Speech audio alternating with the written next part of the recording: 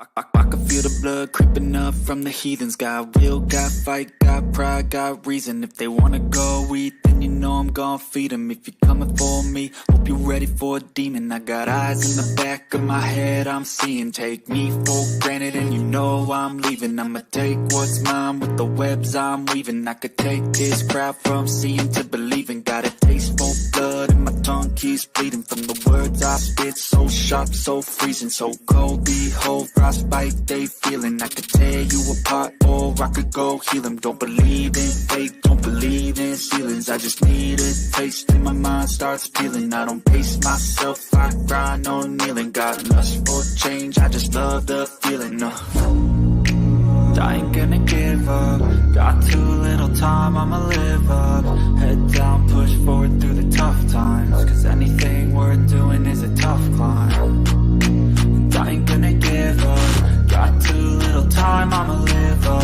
Head down, push forward through the tough times. Cause anything worth doing is a tough climb. Cause I'ma live life for the fight, yeah, I'm here to get it. I got drive, got sight, always have a vision. I go by at night, I be in my feelings. I'ma be fine, need time, and I'll soon be winning. I live life for the fight, yeah, I'm here to get it. I got drive, got sight, always have a vision. I go by at night, I be in my feelings. I'ma be fine, need time, and I'll soon be winning. I can feel the blood creeping up from the heathens. Got will, got fight, got pride, got reason. If they wanna go eat, then you know I'm gon' feed them. If you're coming for me, hope you're ready for a demon. I can feel the blood creeping up from the heathens. Got will, got fight, got pride, got reason. If they wanna go eat, then you know I'm gon' feed them. If you're coming for me, hope you're ready for a demon.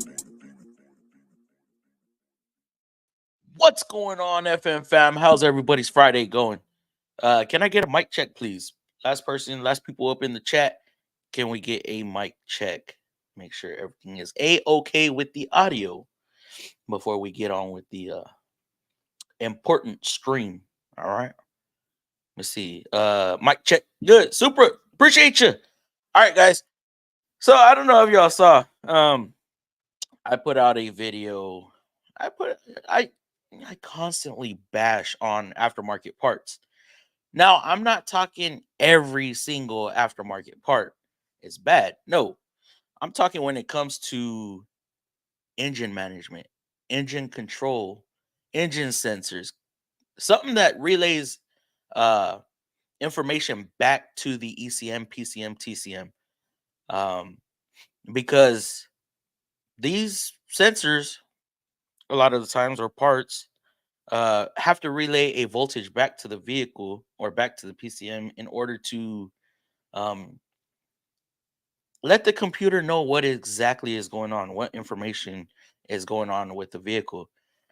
Aftermarket parts, when it comes to electrical controls, as far as engine management, now I'm not talking about accessories. I'm not talking about um, window switches and window motors or headlights or stuff like that. No, I'm talking about mass airflows, map sensors, PCMs, fuel pumps, ignition coils. Uh, it the list goes on and on. Y'all saw the thumbnail right before y'all clicked on the video. Uh, Want to stay away from that, okay, as much as possible. Sometimes, yes, okay, whatever. There are times that there's a part that's either back ordered or discontinued depending on the year of the vehicle. But if there's an OEM, why not go OEM? Now, this video I'm pertaining about or talking about had a vehicle, 2011 Altima. They went and got a mass airflow installed. They went to AutoZone. They got their vehicle scanned, came up PO 101, and they changed it out with a Duralast sensor. Okay, I actually have the sensor here with me. I brought it. Okay, I a little show and tell. I believe this is it right here. I put it in the. Nope, that's not it. Oh, why do I have? Okay, whatever. This one right here. Okay, I got both of them in my hand. I don't know why I had that other one. So we got the Duralast with a D, a big old D. Okay, I got a big D on this mass airflow. Duralast, guys. Duralast right there. They had this installed. They had other options. I get it. Okay. This one right here, I'm gonna do some more show and tell. Let me see. I did a little bit of research to see exactly how much this mass airflow sensor was. And then I will show y'all what an OEM sensor cost or what they could have stepped up to. So right here, this guy right here, the first one, boom. Okay. We're looking at about $130. And this is for a 2011 uh Ultima, like they had $130. Okay. Now let's go to OEM. Oh shit, what did I do? Didn't mean to click off of it. We have one here in Houston. I don't know exactly where this is. Mossy Nissan. They have theirs listed at 270. That is about double. That is double of what the Durlast one is, right? But okay, Hitachi makes these sensors. Had the customer known that, maybe possibly they could have got a Hitachi. Let me click back. We have let me see, Hitachi right there. Delphi, maybe? Delphi? Y'all heard of Delphi? I'm pretty sure y'all have. So $10 more, they could have took a slighter or a less slightly risk and gotten a Hitachi for 134. So $5 more, guys. But it's still taking a risk because as y'all see, there's different prices. So we have low quality mass airflows, and then there's high quality mass airflows. Does price always mean that it's going to be the best? No, absolutely not. Let's see, what's the highest one we got here? A Cardone. Anybody heard of Cardone? I've never heard of Cardone, but it's about $50 cheaper than OEM. And then we have other sensors down there. Now, could that have been the issue? Let me share a little bit of information with y'all. On this 2011 Nissan Altima for a P0101 code, if there's no drivability issue, meaning it's not stalling out, it's not hesitating to accelerate, if they would have brought it to the dealer or took it to a reputable shop to where they have a service manual of some sort, all data, Mitchell, whatever, they could have looked up any TSB. Okay, a TSB that will state a mass airflow code on a 2011 Nissan Altima has a reprogram available. Let me see if I could bring it up for y'all right here. And some smart guy in my comments, I just read it a little bit ago, said, well, if OEM is so great, then why does it fail? He has a good point. Everything's going to go out eventually, as this part is 12 years old. It could have failed. It could have got trash in there. Anything could have happened. But if they would have brought it in and had no drivability issues like they ended up having, because I don't know if y'all saw, there was 4 codes just for the mass airflow sensor. An IAT sensor, intake air temp sensor. We hardly ever see those unless the mass airflow is disconnected. All right. So let me see if I could pull up this TSB. Let me see, PO101. Mail on with DTC PO101. And okay.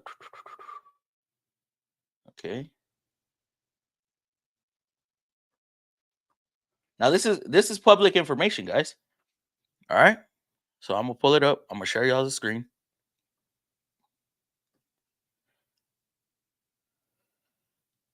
So here we can see 2011, 2012 Nissan Altima. Mail on with the PO101. No drivability concerns. That's the most important part right there. No drivability concerns. If this bulletin applies, reprogram the ECM. So what does that tell me? That tells me that quite possibly there They could have just brought it into us, paid an hour diag fee, and that diag fee could have included the reprogram. Ma'am, sir, we need to start with we need to start with the reprogram and test your vehicle after that. If everything is a-okay after the program, you can be on your way. They spent $130 on that mass airflow and had issues. Boom. That price of their mass airflow was just under what we charge an hour for diagnosis. Now, what they did, they spent that $130, had issues, brought it into us, spent another 140, 150. I don't really know our labor rate. Spent that, and then I did my thing. I diagnosed it, checked everything out, made sure everything was a-okay. Even though I knew that this Duralast one is no good, right? So then what did I do? Charge them for a what you call it? An OEM mass airflow, which is going to be this right here. Look at that right there, guys. Y'all see how that metal is stamped? Okay. Compared to this one, it's just flat. It looks cheap. It don't even look like it has quality build, right? So there is a difference when it comes to engine control, engine management parts.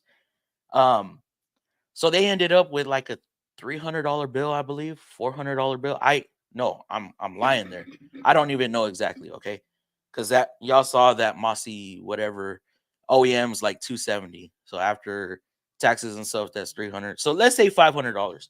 They ended up spending another $500 on top of what they've already spent, just because they decided to go to AutoZone, VatoZone, and get their vehicle diagnosed by somebody who just plugs in a DTC reader and sells parts. You want to make sure that it's quality. Quality. Okay. Quality part. Does quality always mean expensive? No. Does expensive always mean quality? No. But as I stated in this video, also, OEM parts, the manufacturer builds these vehicles around, or they program these vehicles around what part they're using. Okay. This has a certain resistance. It's going to send a certain voltage back to the ECM, and it's going to be across the board. So let's say tuning. Okay. This ECM is tuned for a specific resistance that calls for it in the mass airflow. Also, with sensors and I lost myself. Cam sensors and crank sensors and all sorts of different things, guys. It needs to see a certain voltage going back. If they're using, let's say this has 120 kiloohms, right? And this has 180 kiloohms or 190, this 200 kiloohms. When it's reading the airflow, it's going to read that it's getting less air into the vehicle. And so what's going to happen? It's not going to put as much fuel in there. And what's going to happen? It's going to run like shit. Might even run lean. I didn't look that far into it. That's why, guys, it's so important. Just know what parts to throw at your vehicle if you're going aftermarket. When it comes to suspension and, let's say, a water pump, stuff like that, I don't really care. Suspension, I don't care. Pigtails, kind of, I don't care, just as long as it has the OEM style, so you're not having to splice into, or I'm sorry. That way, if there's any issue, you can always go back to the original. So, yeah, I want to get y'all's take on this. What do y'all think? Y'all gonna run OEM, or y'all gonna just risk it and go aftermarket? I know there's guys gonna be out there that go, I'm gonna risk it. I'm gonna risk that. Okay. We got DLC for Christ up in the building. We got Peter. We got Shannon. We got Sergio. We got Super up in here. Paul P. What's going on, Paul? Let me see. Where are the other members at? I know I see more members. How to auto repair. What's going on, Anthony? Sergio. Quick Wrench up in the building. What's going on, Quick Wrench? Chris JRS. What's going on, my dude? Oh, I gotta touch this. Hold up. Warren, Pito, Hortozone. What is Hortozone, bro? I've never heard of that. Hortozone. Am I saying it right? Hmm. All right, guys. Let me see. Oh man, what's up, my guy? What's going on, Texas Tool Guy? Dude, are you down to get on the stream with me? Are you down, bro? This is my green brother right here. This is my green brother. Y'all know. Let me see who else we got up in here. Raging Cajun, what's going on, my dude? All right, guys, we gonna get straight in. That was all the FM fan members that are in here right now.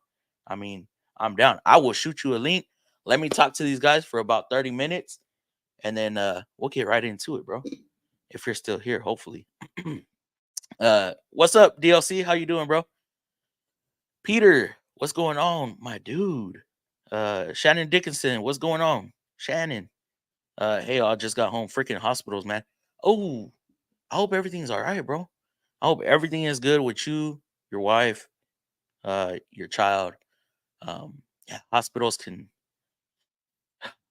they take their time, bro. They take their time. Quick question about a 74 Monte Carlo. What you got? Let me see. I'm not gonna. What's going on, Shouty? I'm not gonna call you that other. Yeah, Shouty. What's going on, Shouty? Happy Friday, Fluff and FM fam. What's going on, Super? How you doing, bro? What's up, folks? Paul P. Almost first. Almost, bro. You was about 5 comments behind or late. What up, Fluffy? I'm just a greasy spark chasing wrench man. Hey, I hear you, bro. I hear you. But it it's funny, guys, because I get hammered on a couple of videos where I'm trying to stay clean, right? I want to get my hands all oily. Oh, you're a mechanic and you don't want to get dirty. There's a difference between getting dirty and getting oily. I could deal with dirt. When it comes to coolant and transmission fluid and oil, and then you start touching everything, that starts getting oily, and you have rubber that's on your tools, plastics. Once that soaks up so much oil and stuff, if you don't clean it off right away, starts swelling, the tools get ugly, it starts peeling, and then everything else you touch starts getting oily. And why? It, it's easy to blow off dirt or what, you know, get some a wet rag and wipe it down. But oil, you have to go to the wash station and wash up, and I don't want to do that for a simple oil change. Come on now. Uh, just say no to crappy aftermarket tools. Been burned too many times. Ooh man, there's another one. Oh, Serflow again, and this was by Hitachi. This is when I say there's different levels of this stuff. So a customer brought their kicks in, uh, with their own provided part, Hitachi. Okay, they said we need this installed. Okay, charge them their installation fee and throttle relearn and shit like that. I put it in, and it's running even worse. It's running worse than what I freaking received the vehicle. And I'm like, I had warned them, like, yo, this may not work. It was in an O'Reilly's bag, like tied to the keys. Like I told the advisor, I don't want to put this on. It may not work. Okay. Let's put an OEM. Tell them let's do an OEM. They refused. I'm like, okay, I put this part on. I don't know. Y'all might know more than me dealing with aftermarket parts, but they normally don't take them back just because. You can keep warrantying them. Warranty is different than returning. Okay. Because if you buy an OEM and you want to return that one, that probably don't work like that. They're just going to warranty it out, give you a new one. And you're going to be stuck with that part forever. At least, at least with OEM, you're going to get the OEM warranty. And if something happens to that sensor, you don't have to pay us again. Warranty is going to take care of the labor. Okay. But yeah. Anyways, they brought me that vehicle back a week later with another sensor. I said, what the hell? I'm all, guys, y'all really no. Okay, so that's another labor, idle relearn, stuff like that. Guess what happened? It didn't work. I put a video out on it too. I said, oh, this customer keeps bringing me this O'Reilly's Hitachi POS, right? Um, Well, by the third time, they finally said, okay, fine, we'll buy the OEM. Put the OEM in, did my idle relearn, boom, the vehicle was fixed. Okay, different levels of this stuff, different resistances. Nissan knows what they're doing. Okay, Nissans are picky. Actually, is it just Nissan or is it across the board? Is it across the board when it comes to engine control management? Mic check. Good. Appreciate you, Supra. Shannon hitting it with the emojis. And good, Mike. Thank you, sir. Colonel. Thank you. Fluffy, loud and clear. What's going on, Mike? Hey, actually, Mike, I need to talk to you. I think I still have your email. It has to do with Sobs. Marrying the ECM to the vehicle. Yeah, I'll hit you up after stream. Because I might have to do a favor for my cousin. Yeah. So I'm stuck working on his car while he's out at military training. Sounds good. Appreciate it, Shannon. Mic check. Appreciate it, Shouty. Sounds good. Thank you, sir. Hey M. What's up, Fluffy? What's going on, Doc Holiday? How are you doing? What up, Fluff? What's going on, Anthony? Mark Olsen. Damn, Mark, it's been a minute. What's going on? 5x5. What's 5x5? Hey Shannon. Hey, I'm nice getting that ratchet. Congrats. You got a ratchet? From who? Thanks. The ratchet arrived in the mail today. It's a beautiful piece. Who'd you get a ratchet from? Who did a giveaway? That's awesome. My M Leisure is one on my channel, and then it appears that he's one on other people's stuff. That's cool. I did have to install an aftermarket BSS in a 97 Honda Accord LX to get the odometer speedo working. Got a Becky Arnoldly and it worked great. Okay, let me fine line. Okay, this is gonna be a gray line. Are the older vehicles? I'm talking older, like, as time goes on, as these vehicles get newer and newer and newer, they're getting more sophisticated and more complicated, more picky. So like 2000, mid 2000 and up, I'd say, yeah, stick to OEM. Anything a little older than that, who gives, right? Hell, throw aftermarket stuff on it. That's just my personal opinion, you know. Because at that point, you just want to keep the vehicle running. Damn, they have Mossy Nissan in Texas too. They have one out there, dude. Some of these companies are freaking everywhere, everywhere. I'm like, damn, they got money like that, dude. What? Saludos from. Let's see. Ruben, bro. I did a video. I called you out on it. Let me see. I'm gonna pull it up too because it's a I'll just post a link and y'all can watch it later. Put it in y'all's what's it called? Save for later. So Ruben, if you're still in here, here's the video. And I was doing a tour review also, seeing if it was gonna work on my truck. And it did. Okay, oh, I just spoiled it for you. But anyways, yeah, I believe the discount is still running on it too. Let me see. Yes, it's still running to the 11th. So if y'all want, go check it out after the stream. And if y'all want to buy it, go ahead and buy it. I got an affiliate link up there as well. I had a lower ball joint break on my OBS back in 2019. Put a Master Pro lifetime warranty. Dude, damn. What year was your? What year's your OBS? 92, 93, something like that. Damn, that is crazy. But at least it had warranty. The only scary thing about that is you said it broke. That is scary as hell.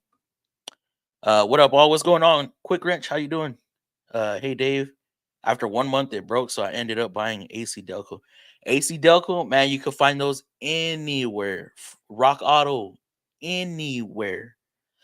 Now that I brought up Rock Auto, man, y'all remember that misfire video I did where I swapped the coils and the boot was burnt? I'm being told by people, replace the boot. That's cool. if they made a replacement. And then one guy went out of his way, looked up a part number, shot it in the comments, and then I look it up. Like, dude, that's a whole different style uh boot.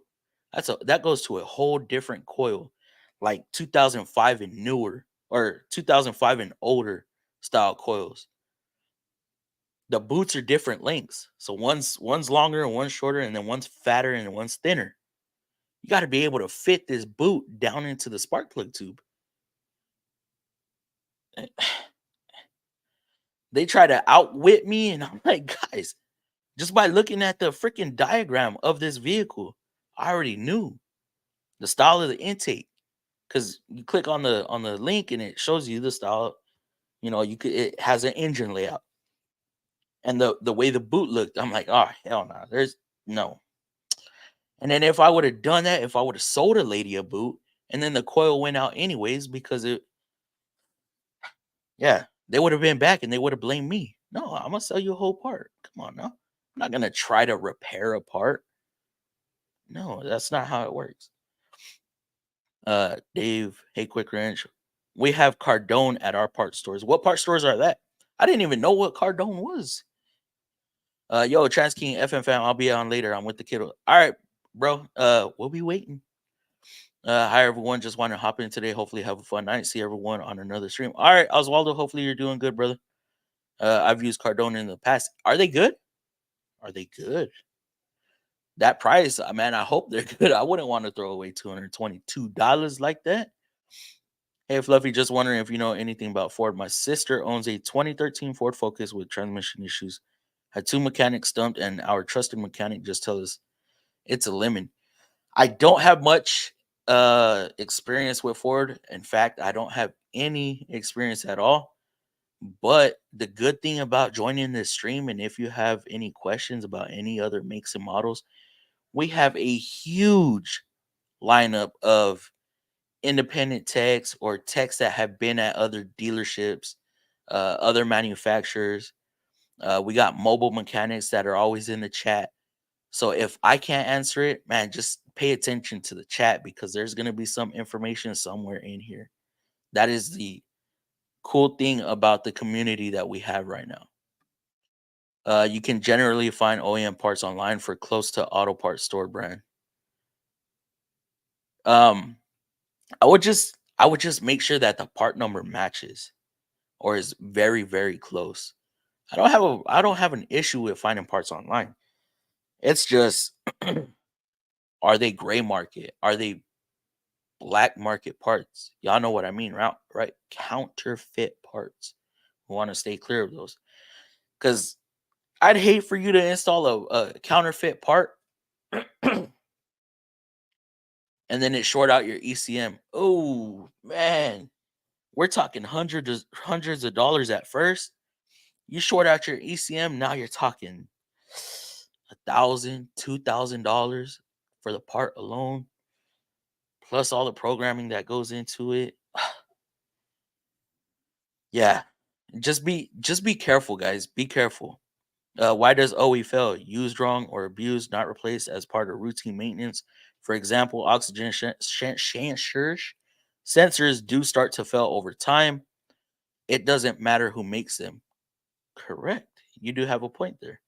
O2 sensors. I don't know, Doc. What do you think? 100K, 100K. Change out the O2s just to because you start seeing cats fail 120, 130, 140,000 miles, and then the O2 sensors fell about the same rate. You know, um, I know you've seen your fair share with the lineup that you were working in. I know you've seen your fair share of these picky vehicles. What it do, Fluff? What's going on, Mike? How are you doing, brother? Who makes Durlast parts? You got me there. I don't know. You tell me. You want to look up that part number? See if y'all could do y'all's research. Y'all, the thing about people on the internet, man, they could research like a move. All right. Damn. Take it to a Ford dealership and see if it has a recall to fix it before. They have a recall on it. See, what did I tell you? Who was that? Lord Long Lone has. See what I mean? Somebody always has some information in the chat. It is amazing. Duralast uses many different manufacturers and even repackages some parts here and there. I've had sensors whose part numbers were ground off and put in the box. What the hell? And sometimes, let's say this got sent back, right? Oh, what's AutoZone gonna do? Man, there was nothing wrong with this. They're gonna put it back in, resell it. Because this might fit another vehicle out there somewhere. This might work on a vehicle somewhere, somehow. Different make, different model. You know, who knows? Most of their parts come from Standard, though. Standard. That's a part supplier. AutoZone commercial just we're attracting them, guys. We're attracting them. I am so sorry if that's what's happening. Did that play, Frank? Did that play through YouTube or did that play like on your TV or whatnot? That is funny. In all honesty, you can use aftermarket parts, but when it comes to electronics, go OEM. I've always had issues with AM sensors and whatnot, and then put OEM on it, no issues. Y'all heard it from Texas Tool Guy. Y'all heard it there first. And he used to work at a dealership, and now he's running his own gig. So I'm pretty sure he knows what he's talking about. Hit that like button, please. Yes, guys, hit that like button for me. We got 13 likes. We got what 30 people, and we only had 13 likes. Let's get it up there, guys. I always tell people if it's electronics, OEM. Yes, definitely. Now we're talking in the engine bay, guys. We're not talking window motors and washer pumps and wipers and suspension parts and stuff like that. No, whatever it takes to run your vehicle, whatever your vehicle has to sniff up and breathe, and everything has to be reading and telling the computer this is going on, that's going on. If it has to do with the engine or transmission, definitely OEM. Puro FM fam and black and white. Man, that would be so awesome if YouTube would or StreamYard would grab these damn emojis and let me put it on screen for people that watch the stream afterwards. But if he bought an OEM part and it really just needed to be reprogrammed, wouldn't an OEM not worked anyways? That is correct. That's why I'm saying, if they would have brought it to us in the first place and we found that it just needed a reprogram and it didn't have any drivability issues, he would have been with just a program. He wouldn't have needed a sensor. Chrysler is very picky about AFM engine management parts. Look at the 4.0 crank sensor. You want me to actually look it up, Doc? Let's see, where you at? Hey, Fluff and everyone. What's going on, Raging? Hopefully you're doing good. You on the road? Are you out there driving? I mean, I'm down. All right, cool. Like I said, where's my inbox? Yeah. I'm gonna need your email though, bro. I don't even think I have it. Let me see. Text. No, I don't have your email, bro. Shoot me. Don't shoot me. Shoot me an email. It's in the should be on my about on the channel. Hey Raging. Let me see. Hey Raging. Green is basic. You like it, bro. Dude, you like it. I know you like it. No, I was working. Oh, okay. I know what you're talking about then. Um, dude, one of your videos from like 2 years ago popped up on me. I forgot what it was about. You had to make you braised something. I was hoping that it was gonna hold up. Um, yeah, I was like, oh shit, when was this? And I look, it was like a year and a half ago. I was like, what the hell? It's weird how old videos start resurfacing. Hey FM fam, what's going on? J Les Customs, what's going on, my dude? Cooling over here, Fluff. That's what's up, bro. Um, I just forgot what I was gonna say. Yeah, that's what's up. I hope you're enjoying the chat. I'm cooling here too, dog. Man, if I didn't have to speak into this mic, you'd see me just kick back, dog. How are you, buddy? Joe Navarro, what's going on? I'm doing good. I'm doing good. Appreciate it. Hello, what's going on? OCD, what is going on, bro? It's been a while. Hopefully you're doing good. Man, customer supplied parts are so hit or miss. You got, man, if that isn't a freaking fact. Amazon O2 sensors never again bought OEM thanks to Fluff. No more codes on my Ultima. Always got to help a friend out. Hook it up. Yo, what's going on? How are you doing? Thank you for coming into the chat. I do everything possible to use OEM. Only I fixed a lot of cars with new aftermarket parts that didn't work. Talking sensors and engine components and stuff. And this is Quick Wrench. He's been in the business for like 40 years. Not quite. Exaggerating. Haha. But yeah, he's been in the business for, I don't know, what would you say, Dave? 20 plus, 25 plus. Um, he's seen his fair share. He's been around. All right, I gotta run. Just figured I'd say, hey, gotta race. Oh, let's see what you racing cars or you racing your four-wheelers? Yeah. Have you used the Versus D10? Versus. You talking about that Scancel?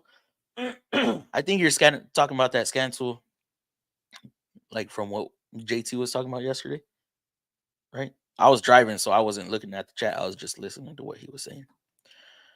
Man, Fluff, I got a great story on this AM part that, or versus OEM that I just fixed. Save it, bro. Save it. We'll talk about it. Uh, VWs are picky. Are they? Volkswagen? Them Germans? uh, didn't you have a question? No, that was somebody else. Yeah, my bad. Depends on what year. Saw Fluffy. I worked. Oh man, it's a '07 or '08. Saab 93 Big T. Shoot, 79 to 93, dude. Wait, those are the year models you worked on. I was thinking you worked there from 79 to 93. I was like, damn, you had some time there. Oh, let me see. Used to work at Ford here. Oh shit. Damn, you could work at Ford too. That's what's up. Duralast is a distributor, not a manufacturer. Where the parts are made depends on the contractor company Duralast is working with at the time. Most Duralast parts are made in China, United States. China? Mexico? Quite possibly. I don't know this. Dude, I think Walmart assembled this, bro. They just put a piece of aluminum foil right there. I don't know. The Jungle website and the electronic bay are full of counterfeits. Need to check the seller to see if it's an actually a dealership or some random person. Yeah. And then if it is even what do you call it? Electronic bay, they could have installed this, fried it up, and they're just trying to sell it to get their money back. If it talks to the ECM, OEM. If it talks to more than one thing, OEM. Yes, definitely. Man, I like how y'all are putting this stuff. Yes, headed to Laredo. Damn. That's what's up, bro. Down the I-35 all the way. I had a similar issue where a customer put an AutoZone mass airflow in and they had the same problem still. Swapped old part in and fixed the problem. That's amazing. That is amazing. GolfCon, hey Fluffy, what about drilled rotors or recommended recommend regular rotors? To me, drilled slotted rotors, yeah, they serve a purpose, but a lot of people like the aesthetics of them. Personal preference, I'm guessing. Um, the only thing I heard you can cut drilled and slotted. I mean, those things are they're pretty pricey. Um, some people say you can, some people say absolutely not. Just depending on the skill of the tech, I guess. Um, but it's all up to you, GolfCon. It's all up to you. I can't say anything bad about them. I don't have anything good to say about them because I've never used them. I've never experienced them. But that's just me. 28 years. So yes, 25 plus up there. Email to you, my guy. What's going on? Oh, dude, I'm so used to saying what's going on. What's going on? Yeah, I got it. I got it right here. What is paired with YouTube? Yes, I have it. Dave's been wrenching so long. He was the first mechanic certified to work. uh, we love Dave. Have used all Snap-on scanners, all of them, every single one. Dave is smart, son of. Yep, and he will make you think that he is dumb too, and he'll make you look stupid. Happy Friday, FM fam. You want to get on wrenching? High wrenching, OEM all day, every day. Mercedes Benz calls for OES instead. Is that originally equipped, supplied? Wait, equipped and supplied means the same thing. What is OES?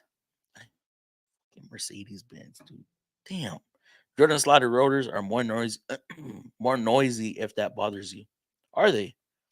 Uh, you can cut them, source it. I do it. Okay.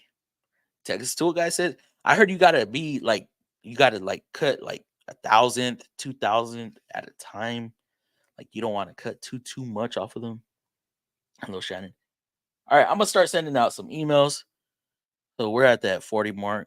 So I'll start sending them out. Shit. Why do I keep trying to do that? Invite, copy.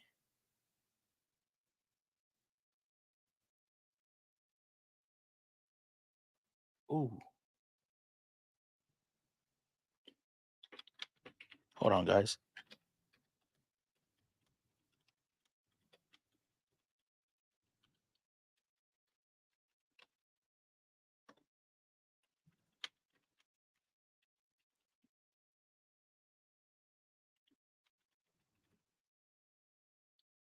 I had gotten an important email that I had to respond to. So copy that. Boom. And paste. Let me see. Bottom line, what's going on? Dealerships will push you to aftermarket. Worked on a 6-year-old BMW and parts were obsolete. I get that. I understand that. And it sucks. Y'all know how shitty it feels when, okay, so 6-year-old BMW, a vehicle is 6, 7, 8 years old, it comes in, you put a parts request, and it's discontinued. And you're forced into aftermarket as a dealer tech. You know how the guts just start like, oh, it makes you sick. Like, man, you know what? I might end up marrying this car because the customer is gonna think that we misdiagnosed it. And damn. Yeah, it sucks. I yeah. Original equipment supplier. What's going on, bro? What's up, dude? How's it going? Damn, I could put a face to the voice now. Doing Yeah, that that's whole me. Chris Fix type deal. Well, what's really ironic is my name is actually Chris. So, Oh shit. Okay. but I'm not Chris Fix. I'm trying to figure out. So I'm on my phone. I'm out in my garage just hanging out, and Okay. I'm trying to figure out how this shit works. I've never. This is my first YouTube live ever. Dude, if you stay on long enough and we go backstage, I can show you a thing or two. I mean, I got a computer and everything I built back inside my house. I'm just, dude. It's. I think we live roughly an hour away from each other, if that. Possibly. The weather is fantastic tonight. Is it? And I have not been outside since I got home. man, well, you mentioned something about you saw like my Snap-on dealer or something, kind of Yeah. area I used to work in. So the shop we opened is 2 miles down the road from that old Toyota dealer. Oh wow. So yeah, like I said, I'm right down the road from you, and it's 73 degrees right now. Damn. I'm sitting in my garage. It feels fantastic. Not breaking the sweat. Well, I don't know about all that, but So what do we got for this that AM story? oh, dude, that AM. So I use A/M as aftermarket. When I worked at the dealer, I worked there. It was a really weird situation. So I worked there for 5 years, got my ASEs, went through Toyota school, and being a mechanic, as you know, they didn't give me a raise. Oh, I got a bunch of certs, bunch of it. The old owner screwed a bunch of us over. I said, screw this, I'm out. I quit. Well, when I came back the second time, new owner, new thing, but they offered me, like, do you want to do used cars? I said, you know what? I had just left working at Ford, so I was like, I'll do some used cars. We'll see how it goes. And I ended up really enjoying it because it's a variety. You get a bunch of different cars every day. yeah. But man, we use A/M for aftermarket. They used standard ignition part. They used all this aftermarket bullshit every day. And I had it was a Chevy, I think Cruise, knock sensor code. No big deal. Diagnose it. Continuity, power, ground. We got everything. You need a knock sensor. They give me this like $9 standard ignition knock sensor. Wow. Within 8 miles, the code came back. And so I was like, look, I quoted out an AC Delco. And you guys were like, cool, yeah, this is like $9 plus your hour and a half, like diag plus install. I don't know if you ever done it on a cruise. There's Nah. super gravy. It's right above the mid pipe on the back side, but you Okay. can literally just do that and get it out. Like, so I charged 1.5 with diag, which wasn't bad. And they're like, yeah, oh, cool, we'll get this $9 sensor. Well, plot twist, they bought an AC Delco, and then I charged them 1.5 again. I was like, I look, mean, I told you what it needed. I priced it out, and you said, cool, I found this. And then I put the AC Delco on. I never saw that car again. it's amazing. And it's weird. And like, so with the aftermarket, we I'm sure you know. I think you mentioned it. Like, we opened our own Toyota Lexus shop. Yeah. And the guy that I left the dealer to open it with, he was actually my mentor. I trained under him at the dealer. I did my apprenticeship under him. And he was like, do you want to do this? He's been at Toyota Lexus 30 years. Wow. And he's a master tech. I'm not a master yet. I'm sure you're still learning from him. Mainly because of all the, what do you call it? Like, I told you how I didn't get a raise. I left the dealer. The politics of it. I kind of threw my ASCs out the window. I was like, you know what? If you're not going to pay me, I'm not going to get them. Yeah. I feel you on that, bro. But now I'm working back towards it. I got an ASC scheduled in like 2 weeks. So I'll be a master in probably like the next 6 months. But that's besides the point. It's like, we opened the shop. We had a guy bring us an 05 Tacoma. Super nice guy. Awesome customer. He's a boat mechanic, which is cool. I mean, so I live close to Canyon Lake, if you know where that's at. Yeah. And I grew up in Canyon Lake also, and I had a boat out there. So this guy's a boat mechanic, which is freaking awesome. I love boats. I love wakeboarding. I love going out there. And he deals with like Raptor engines and boats. Oh, damn. Which is freaking awesome, right? Damn. But when you get a V6 Tacoma, he's got an 05 Tacoma, 2-wheel drive. It's a pre-runner edition, so it's got a rear locker, 5-speed manual. It's a badass truck. He had a dead miss. Cool, no problem. Swap your plug, swap your coil, all that.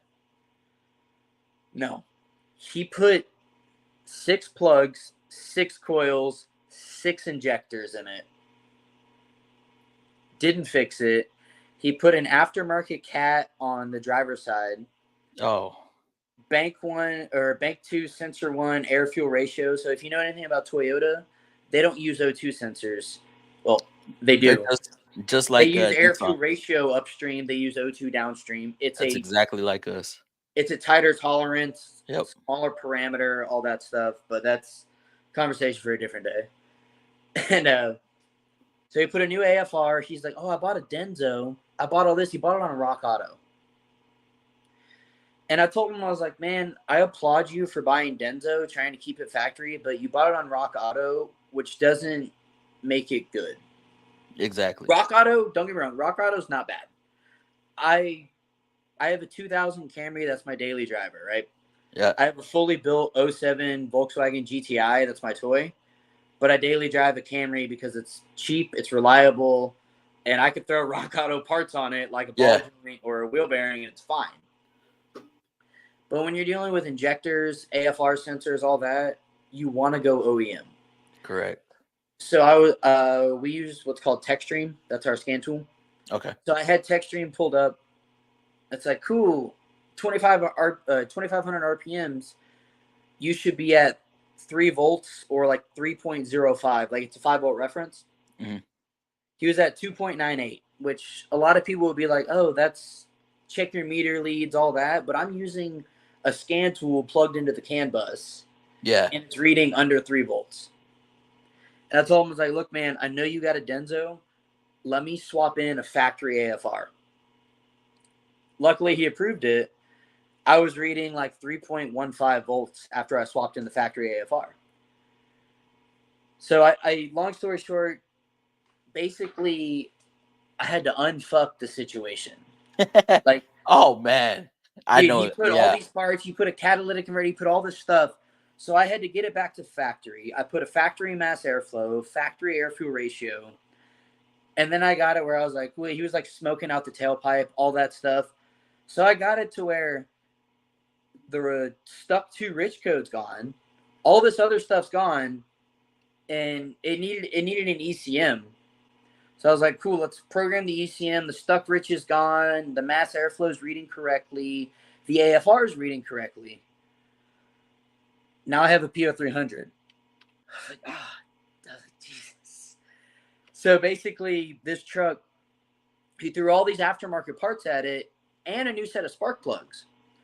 So the Tacoma from 05 to 2015 on the 1GR engine, it has a 30,000 mile interval on spark plugs, which not many people know. They're like, oh, they should be iridium. They're 30K. not.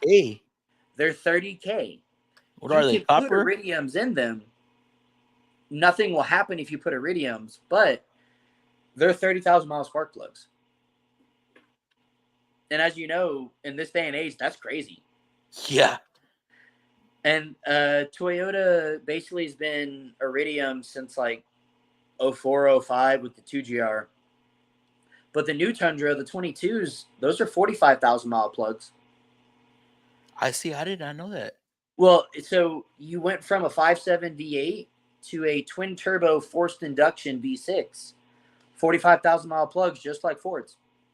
Wow. See, we're running 100K across the board. Well, and that's on, you're probably using iridiums, right? Yeah. So when we get like, we do a lot of older Toyotas. When we get like 02, 03, 04 Tundras with the 4.7, the million mile engine, those are copper plugs from the factory. And that's fine. Copper plugs are fine, but we encourage everyone to use iridiums. You get 100,000, 120,000 out of them. And this customer had an 02 Tundra, copper plugs. He's got 370K on the dash. Damn. I pulled them out. He was like, I think they've been changed before. I was like, fuck, man, they might have been changed once. But, I mean, the electrode was ground down completely. He was another super awesome customer. I showed him new versus old, and he was like, what's the difference? I'm like, please buy the iridium. he told me, he was like, I want this truck to run 1 million miles. I was like, then please buy the iridium plugs. Yeah. And like I said, he's one of our newer customers. He's super cool. He's a contractor. Like, he does home builds. So he gets the trade industry, but he's like, I want it to last. If I got to spend the money, I will, which is a good point. It's like, if you want a vehicle to last, you got to put money into it. Yeah. Like, it's... Go ahead. Seeing people think that just because you got to throw money at a vehicle, that it means it's junk. And that's not true. Not at all. You have to maintain these vehicles. Yeah, some are a little more expensive to maintain. But if you want longevity out of your vehicle, put money into it. Exactly. And like I said, I daily drive a 2000 Camry. And I mean, in all honesty, man, I can afford to go out and buy a new car. But first of all, not in this market. Oh, hell no. But second, nope, absolutely not. I have a tried and true Toyota. I got 149,000 miles. I've done all the maintenance. I got new plugs, new wires, distributor cap, or not distributor cap O-ring. That's on the previous gen. On mine, it's not distributor, but it's still kind of like the wires, same setup. The Yeah. little O-ring behind it, fixed that. I did transmission pan gasket, all my fluids. I just did an oil pan gasket, rear drum brakes, and that all cost me under $500. Damn. Well, granted, I get cost Oh parts in yeah, the shop, yeah. but either way, I mean, doing the labor myself, my plugs, I got 30,000-mile plugs. I didn't swap to Iridium because when I left the dealer, my old parts manager was like, "Hey, I got these plugs I need to get rid of. They fit your car. Do you want them?" I said, "Absolutely. Yeah, give me those."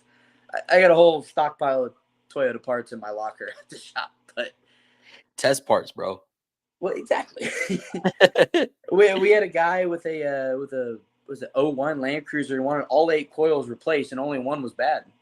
I got 7 test coils now. I mean, it happens. It happens. Like, People want to do especially that, and like if it, when you got to remove the intake. Like, I know guys that'll recommend just that one, but I'm man, like, they follow each other. They like it's to follow each other. So it's a weird thing. Like the Toyota Lexus world, if one coil goes out, you can usually get away with just the one coil. mhm, There are certain engines. You bring me an 09, a 2010 Corolla with a misfire, man, you're getting all 4 plugs, all 4 coils, just yeah, because it's a pattern repair. Like we see it so many times that like we had a customer, we quoted all 4 coils, all 4 plugs. He said, "Do the one coil." Literally a month later, he was back for a different cylinder, and that continued for the next 4 to 5 months until he and it's replaced all 4 of his coils.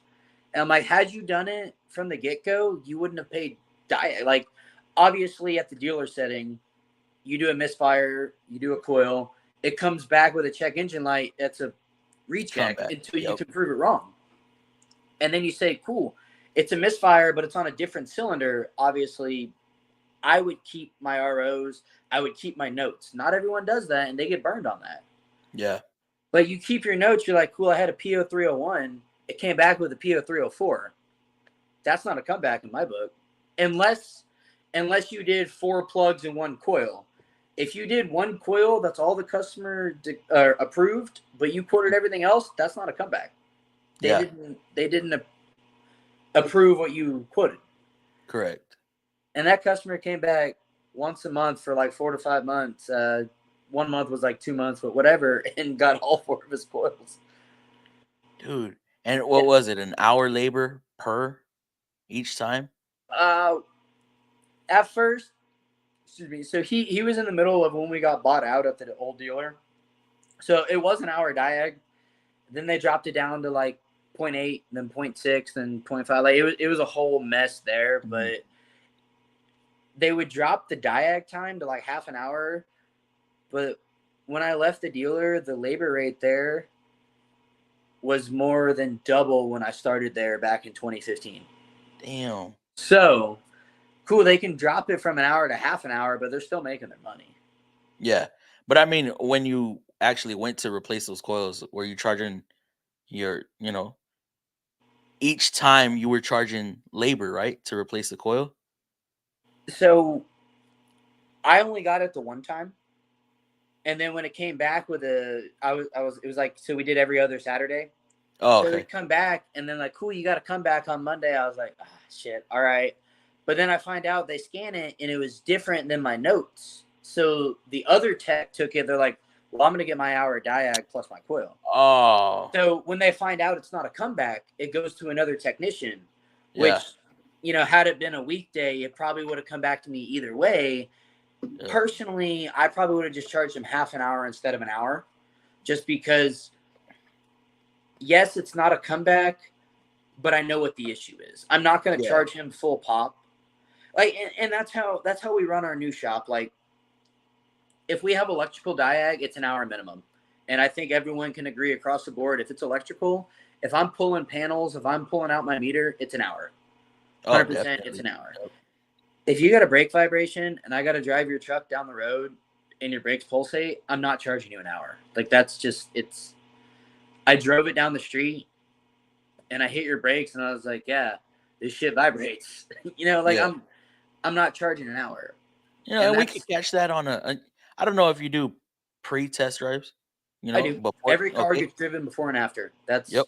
Standard. And you'll catch that. It's part of our inspection. I'll put a mile on it, put 2 miles on it. It doesn't take but a couple minutes. Just drive it around the block and then we're good. Exactly. You know, one that prevents you from after your repairs. You're like, oh shit, was that there before? Was it something I did?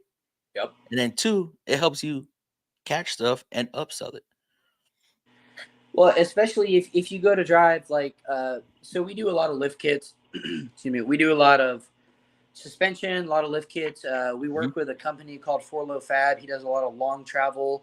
So we're well versed in like the lifted alignments. We have a badass Hunter alignment rack. If you got a lifted truck and you want like high caster, all this, like I got you. Like that's what we do.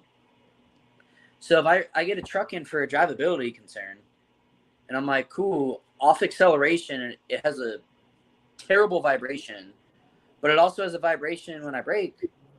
Well, now, man, I got a drive shaft in question with U-joints, and I got brake rotors. Not to mention, he might have tires, like, when I get up to speed. Like, there's so many variables. When you have drivability, you have to drive it before and after. Correct. And, like, obviously with a drive shaft, throw it in neutral.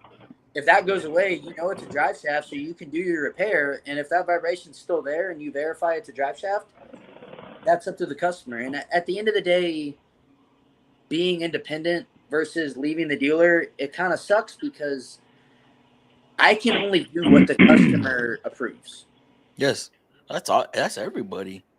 Well, You know, that's a misconception that people have. Like, it's all up to the customer. They are the ones telling us yes or no. They have the free choice. exactly. They And decline it. but I mean that's their issue. as you know, at a dealer, dealers have their way of covering their ass, basically. Yep. But at an independent shop, and like I said, it's my mentor and I. We're doing our best to make it work.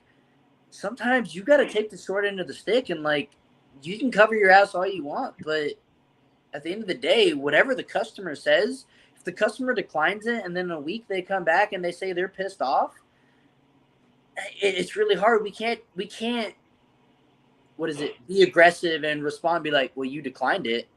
We gotta do our best to make them happy because we're still trying to get our name out there, you know. Yeah. And Oof. it's I feel you. that's one of the frustrating things. Changing that mindset, man. What's going on, And Dave? that's What's like, going on, Anthony? What up, bro? I don't know. I don't know if you were saying taking care of the customer is like a personal shop or your own shop, but customer comes back like that. Customer comes back like that at our shop, bro. We tell them to pound sand, bro. We ain't got time for it. If you decline something and I tell you need to fix this, you know what I mean. I'll give you an example. That Corvette that I did so the guy dropped his own fuel tank, broke a bunch of stuff, broke his crossover. I put in a new crossover, put in a new used tank that he brought. He didn't want us to touch it, no nothing. I fixed his locking ring for him. That was all I did for him. He still had a broken vent tube. I put it in, I run it, everything's good. And we tell him, look, we don't know where you got this used fuel tank from. This thing could have been sitting for 10 years. We don't know nothing about it. You come back, bro, leaking gas, you smell gas. I don't know what to tell you, bud. Guess what? He came back 2 weeks later talking about when he would fill his gas tank up, it would leak fuel. So they gave me the car back, and I said, hey, tell him to go away because I'm not looking at it. Yeah. I did look at it. I just to cover my work. I checked the crossover. Everything looked good. I said, hey, bro, there's nothing we can do for him unless he wants to drop the tank again and pay us 15 hours. I said, because I'm not dropping it. so Guess what? He disappeared. so in response to that, like I totally agree with you. That's when I was at the dealer, that's how I do it. Recently the guy I did my apprenticeship under, like my mentor and I, we opened our own Toyota Lexus specialty shop. Oh, okay. We That's what I just was opened getting in at. May, so we're still trying to build our clientele. So sometimes we got to take the short end of the shaft and be like, we got to make it right, even if it's not our fault, because we just started and we just had a bunch of business last week, died out this week, and that's anywhere. You know, you're up and down, but it's like being on that end of the spectrum and not being like when I was at the dealer, I just was like, yeah, this is the hours, do it or not. not my problem. But when I got to be the advisor, the parts guy, the what do you call it? The counselor. I don't know the word I'm looking for. The counselor between the customer and the tech. Like, it's a whole different ballgame. I think I personally I mean I don't own a shop or nothing, but I personally think that car comes in and you're obviously a tech. You understand you understand everything. So I would think that it would be easier to explain to a customer or show a customer, hey, look, this is what's wrong. This is what you need to fix this. If you don't fix this, this is going to happen or possibly happen. And if they choose to decline the work and they only want to do this, it's got to be noted, hey, this can happen or this. And then they come back 2 weeks later because of what you told them was going to happen, and it happens. And guess what? Well, I mean, that's just me. I wouldn't take the responsibility for that. If you didn't do it and they didn't fix it, that's kind of your problem. It's not ours. Now you're just giving away free labor to fix something, or the time, I should say, to fix something that you knew was already wrong. And while I do agree with that, it's a weird thing. Like, I mean, let's be blatant here. Customers are stupid. Like, Yeah, I mean, you can tell them. I can take him into the shop and I can explain everything.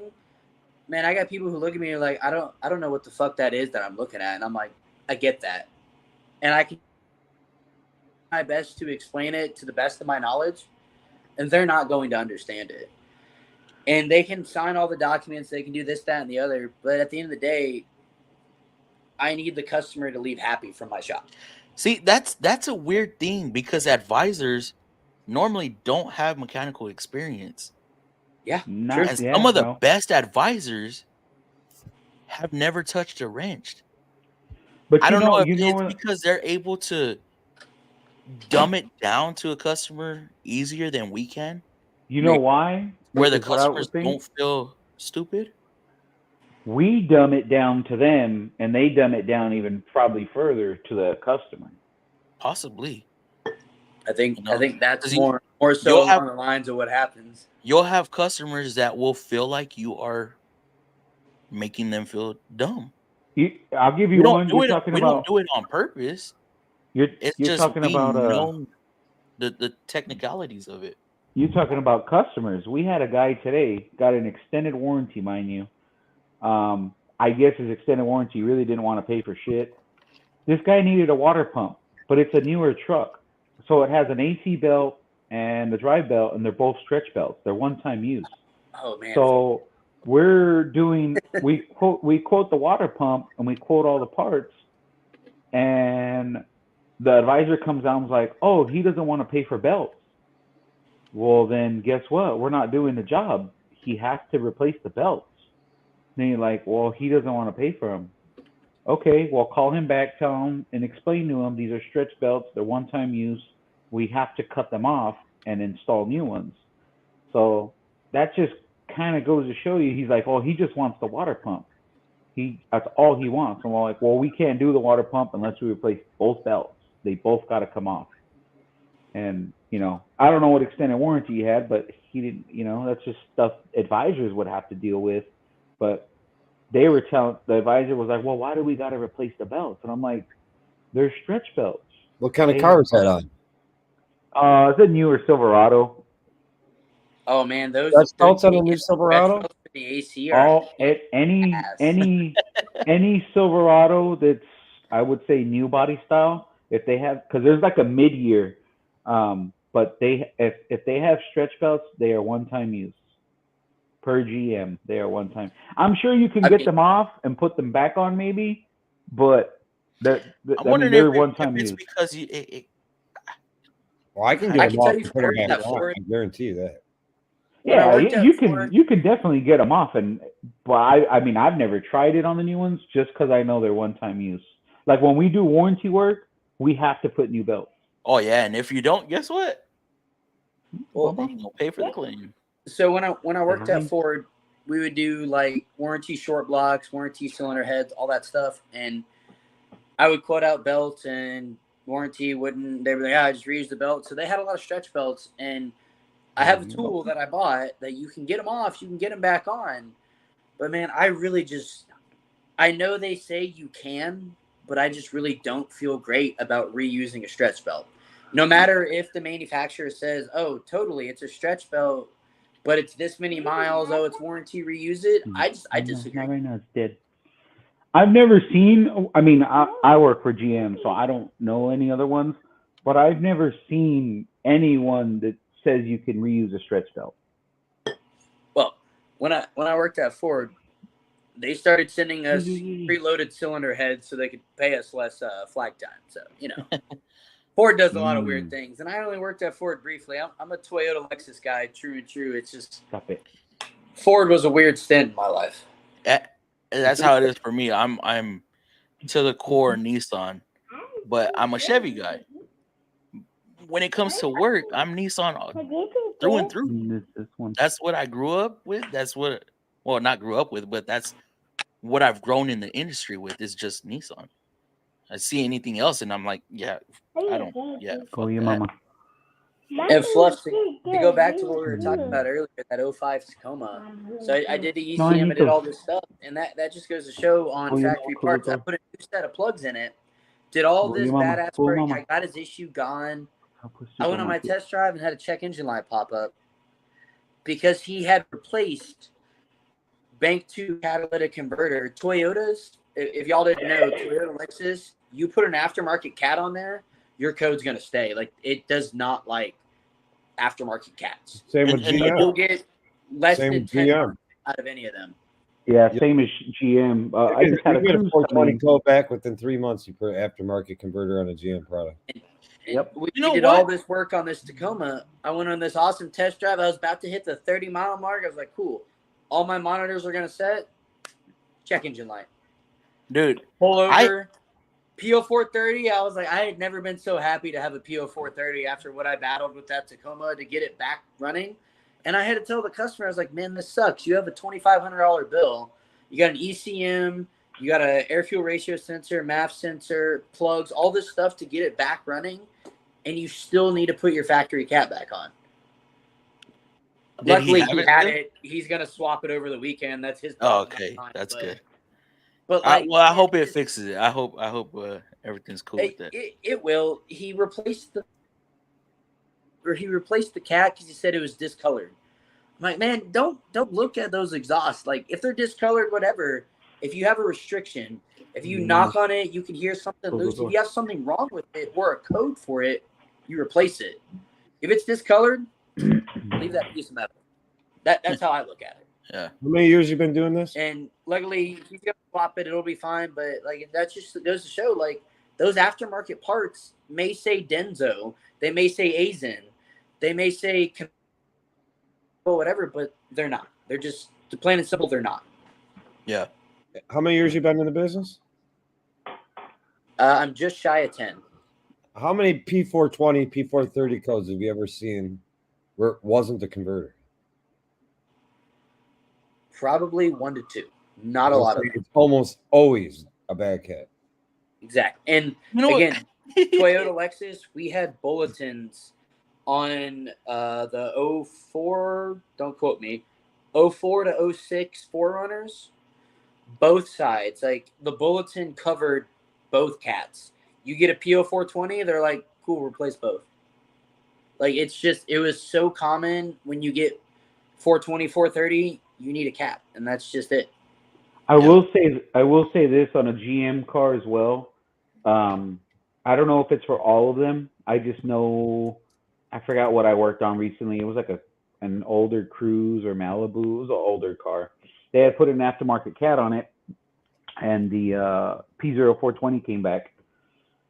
So I looked at the cat. It was half the size of the original. I'm like, yeah, it needs a cat. But there's a core. Yeah, it was smaller. But there's a core charge on those cats, isn't there? I don't know. I know GM has core charges on a lot of their factory cat. But if you don't have a factory cat you took off, you got to be careful, especially if it's customer pay. I mean, anything, you got to be careful. Because then you got to pay for the freaking core because they won't take an aftermarket cat. I can tell you some have a core charge because I'll be sitting there with the core guy comes around like, man, I got these badass cats. And I'm like, yeah, just kidding. I turn them in. You know what? I have to ask that, but I don't ever remember turning in cats, whether it was customer pay. Well, warranty, yeah, but we used to just throw them in the back. On Toyota's TSBs, they make you return the parts most of the time. Obviously, if the TSB's a little bit older, they don't really want it back. Like our parts department says, get rid of it. But when we were doing all these cats, man, they wanted them back. Toyota's very weird. Well, that's we don't rebuild transmissions. That's under warranty audits for the dealership and stuff. Yeah. Oh yeah. When it's warranty, we have to give it back. But I'm almost positive I've done cats. I remember on the old W bodies, when the Grand Prix and your Impalas and all that. All those GM cats had like $150 or $185 core charge on them. Yeah, and if you didn't have an OE one to give the dealer back, you paid the core. Yeah, I don't know what they are now. I've done cats before that were CP. I don't know what we do with them. Maybe they keep them, but we used to just throw them in the scrap pile of the metal. But I was gonna say is that in a GM vehicle, I don't know if it's all of them. P0420 can set with a new cat within 100 miles. If it does, they want you to drive it for like an hour at a steady speed to clear out the cat. So speaking of GM, I've encountered this a few times. Like, was it really just transmission fluid to fix that transmission? And like, was it like 17 to 19, 1500s? So that I remember when those started. That was around the time I left GM the first time. What's what on the transmission? The shutter, like a shutter. They had shutters and they had talking about the 6-speed, like a triple drain and fill. No, it's not the 6. It's not the 6-speed. It's I know what you're talking about, but yes, we had a procedure that if it had the shutter. Yeah, I think it was the 8-speed. If it had the shutter, we had like a special bucket and some tranny lines. To be honest, I really think if you just did a tranny, we had an inline tranny flush dipstick tool that just ran 12 quarts in and out, in and out. Now, what they wanted you to do, what they wanted you to do was flush one end from kind of like an inline trans flush with the machine, kind of like the machines we have now at the shop that I'm at now. But yeah, you're supposed to flush it all out and put all new tranny fluid. And if it goes away, it's fine. If it doesn't, obviously tranny's got to come apart and they got to find out what's wrong with it. But 9 times out of 10, tranny flush fixed it. How many Chevy Blazers do you have in your shop with bad transmissions? To tell you the truth, I haven't seen any. You haven't seen any. Everybody I know that it's ever leased or bought a new Chevy Blazer has had their car back to the dealership because the transmission, shutters, shifts, slips. Does all kinds of crazy shit. I haven't seen any. I've seen I haven't seen any Blazers. I mean, they come in for oil changes, but I haven't seen any broken. See, all this transmission talk blows my mind because Toyota does not let you open a transmission. Like, whenever we have a transmission problem, the warranty just like put a new trans in it and ship it. Like they don't let us open transmissions. The most in depth we've gone is replace torque converters. And I don't know if it's a Toyota thing, but they don't let you replace or like rebuild transmissions. GM has gone as far as servicing cranks now in our 5.3s, which is not Toyota doesn't want you to see their secret inside that transmission. That's why they never go bad. I think those Toyotas are hiding it. Toyota trans don't go bad too much. Either is Honda Transes. They hardly ever go bad. I mean, they go bad. I mean, in a reasonable mileage. Well, I mean, most of them will last 200+ K. This 96 4Runner, my mentor, he bought it from his sister. He drove it for 20 years. He serviced it for, its entire life, and he sold it to his realtor at 389,000 miles. It wasn't shifting bad. It was just leaking fluid from the front hub seal. We pulled the pan. It was coated in metal, and they had a transmission rebuild. So basically 400,000 miles, original engine, original transmission. On this they were bulletproof, man, if you took care of them. That thing's back on the road. They had the transmission rebuilt. you could not find one, like a reman. You couldn't find one in the United States, so it had to get rebuilt. They took it to Amco. It got rebuilt. Man, it's about to hit 400K. And it's like, man, you got your money's worth out of that transmission. Well, my last Chevy pickup truck, I had 326,000 miles on the transmission, and I gave it away, and it was still shipping. What year Chevy was that? Huh? What's that? What year Chevy was that?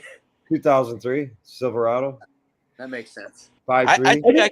I think I could have made mine last, but I don't know. The guy still, the kid I gave it to was one of my buddies. He was going through a divorce, and his son needed a car really bad. And I'll be honest, my truck was rusty. He's all shit because I live outside Metro. I'm in Metro Detroit. I mean, every time you slam the door hard, the truck got lighter. But, ran like a champ. The AC still worked. Had good tires, good brakes. The interior was still okay. They said the AC still worked. Shifted fine. His son's still driving it, and I don't think he did anything to it major except I know he had put front brakes on it again, and I think he had to replace the water pump. It started leaking. I think any Chevy 400,000 on it now. With anything from 90 to anything that didn't have AFM, I think they'll run for over 200. Even the ones that do have AFM, they run over 200,000 forever. Yeah, those old ones will run. I just worked on a 2000. It was either a 5 or 11. I can't remember. Suburban. Somebody had a bright idea of putting a trans cooler in it. They bought it from somebody. It's a piece of junk, but they zip tied this big ass tranny cooler in front of the grill, but they bolted it on the back side towards the condenser instead of in front of it. And man, it ended up rubbing through, sprayed tranny fluid everywhere. I had to get under it and replace just that line. When I started the car, I mean, you're talking oil leaks for days. You started the car, that thing purred. I mean, and it had 200 and some thousand miles on it. You gotta be careful about all this trans talk. Yeah, that's right. Well, I hope Google knows that we are mechanics and we are referring to transmissions. The mechanic lingo can get us in trouble. But if y'all could give me a couple minutes, dealership that got written up for saying tranny at the parts counter. Oh my goodness! If y'all could give me a couple minutes to shoot through these comments. Guy, the tranny showed up that he was waiting for that day, and a customer, he went up to the parts department on his side from the shop or whatever, and he hollered. He said, "Hey, Al, did my tranny come in yet?" He was expecting a transmission to get shipped in. Like he got in trouble. I guess a customer heard him that was at some other side of the parts area and literally bought what they're buying, left, called the dealership, wanted to speak to management of the dealership, and made a complaint against the mechanic for saying the word tranny. And he literally is a mechanic, and he's wondering if his tranny showed up. He told me he said he was so pissed he was about to fucking tell him to fuck off and quit. He told me he's about to fuck off and quit, man. He said, "You mean tell me I got to watch the word trans now? I do transmissions for a living." Yeah, that's. I can't say tranny. I can't say trans. I mean, fuck you. Yeah, lose the tranny guy in the shop, bro. That's the worst. Yeah, I mean, it's getting to the point where I'm like, man, if I got to deal with that kind of shit, like, I'm out. I mean, luckily, having our own shop, we don't have to deal with that. We just have to deal with customers, which is also terrible. But, you know. Yeah, you get used to dealing with customers. I've been a technician for 28 years. And I do, over the last, over the last 10 years, I do a lot of dealing with customers, directly face-to-face with customers. I think my only struggle is going from just basically getting a stack of tickets, blow through these cars, diag them, repair them, turn them in. Now it's, I got to order parts. I got to talk to the customer. I got to write the estimates. Like, I'm doing more than just being a technician now. Yeah, I have customers. You go tell them, "Hey, your car needs $2,500 worth of work or $2,200 worth of work," and they start being assholes or getting like a little, and I don't know, rambunctious with the sales associate, and they'll either say, I want to talk to Dave, or I'll get called up front and I'll talk to him and I'll say, hey, Dan, come on, let's go talk to you. Let me show you your car. Let me talk to you. And once he's been dealing with me for years and years and years. Once I show him what's all up, tell him what it needs, why it's so expensive, what his warranty is, how we stand. Okay, go ahead, fix it. Let me know when it's done. Take your time, make sure it's right. Let me know it's done. And the sales guys get so pissed. Like, how is it they all just say yes to you? I said, because they trust me. They don't trust you. Something about the way you came across, they didn't trust you. Well, yeah, prices can come across a little weird sometimes. Something with the stigma on mechanics, like, we're not all assholes. We're not all out to get you. I mean, I like fixing cars, and I like finding issues. And we open this, like, for our sake, like, we open this shop because we like fixing Toyotas. Like, we're one of the shops, like, and it kind of sucks in a way because we get cars that have been to the dealer. They've been to other shops. Now they come to us with a shitload of parts thrown at them, and we need to find the root cause of the issue. Like, we have to unfuck this car to get it back to where it was. Do you charge them one standard diagnostic fee if that car's been to 2 or 3 shops and it's got all kinds of new shit thrown at it? Do you just charge your standard hour? Because I'll get like a $300 or $500 retainer. No, so every car, every diagnostic depends on the car. Electrical diagnostic versus suspension noise versus drivability. Say drivability issue, and you see drivability / electrical, and the customer says, yeah, I spent the 3 shops. You go out, look at it, you pop the hood, and you see it's got new coils on it. It's got all aftermarket shit, by the way. It's got new mass airflow sensor. It's got this. It's got that. Whatever you can think of, you name it. Do you just sit there? Oh yeah, I'll charge you my hour and a half, my hour diagnostic. I'll tell them no, get $300 retainer to start. Dude, there's times like that where I'm like, I'm already thinking it may not be put it back to factory. It may not be the problem. The problem, I might figure it out in 10 minutes, but I don't know. 3 other hands have been on it. All kinds of new shits on it. All of it's after. All kinds of freaking communication and all kinds of shit. I'm gonna lock in at least $300 to $500 in case I'm on that car diagnosing it for 3 or 4 hours. It's kind of a weird gamble. What we do that long ever, but we do a lot of aftermarket stuff. We do a lot of lift kits. We do a lot of bumper. We do a lot of lighting. We even had a guy inquire about a supercharger on his Land Cruiser, and I'm over here like this because the supercharger on a Land Cruiser is big money. But I have dabbled in the aftermarket world in my own personal vehicles. I like power. I like performance. I like lift kits. I like all that stuff, and I'm well versed in it. But it's really hard to draw the line on, like, okay, you have a lift kit. You have this, that, and the other done, but you're having this issue. Where do I draw the line on diagnostics of, is it because of the aftermarket parts, or is it something unrelated, and how do I get paid in the middle? And that's, unfortunately, it varies case by case, like per car, because we had a Land Cruiser the other day from another shop that had just done brakes that had a brake vibration. They over-adjusted the parking brake, scored the inside of the hat of the left rear rotor. We resurfaced it. Fluff, this is what I was saying. When you can resurface Jordan slotted, you just got to take a cunt hair off every time you do it. Hey, those can be thick. Jordan slotted. And we got his vibration to go away, but we told him, we're like, look, man, you need a rotor. We got your problem to go away, but your problem's not fixed. Like, you're going to need a rotor. We dealt with this other shop, and in all honesty, we got paid half the time we should have. So it's just such a gray area and a fine line of how do you dabble in the OEM and the aftermarket and the independent world. In a case like that, though, wouldn't that customer go back to the shop with the bill that you gave him? Yes, but where we're at in Texas, he was almost 4 hours away. He had just moved recently, and the shop's like, we're going to call somebody who's a specialist in your area. They scheduled them. These motherfuckers scheduled him on a Friday. We didn't know their shop's closed on Friday, so when we called to get paid, they weren't answering. A good example how I treat people is like, treat diags and treat people as we had a good customer come in the other day. Is a current active military personnel. And he came in, and next thing you know, my one sales associate, Tony, called me up front. He's like, Dave, I want you to hear this. He goes, I'm writing him up for a diag, but I want you to hear his story. And basically, Dave, my battery was fucking dead. How can I help? Somebody's.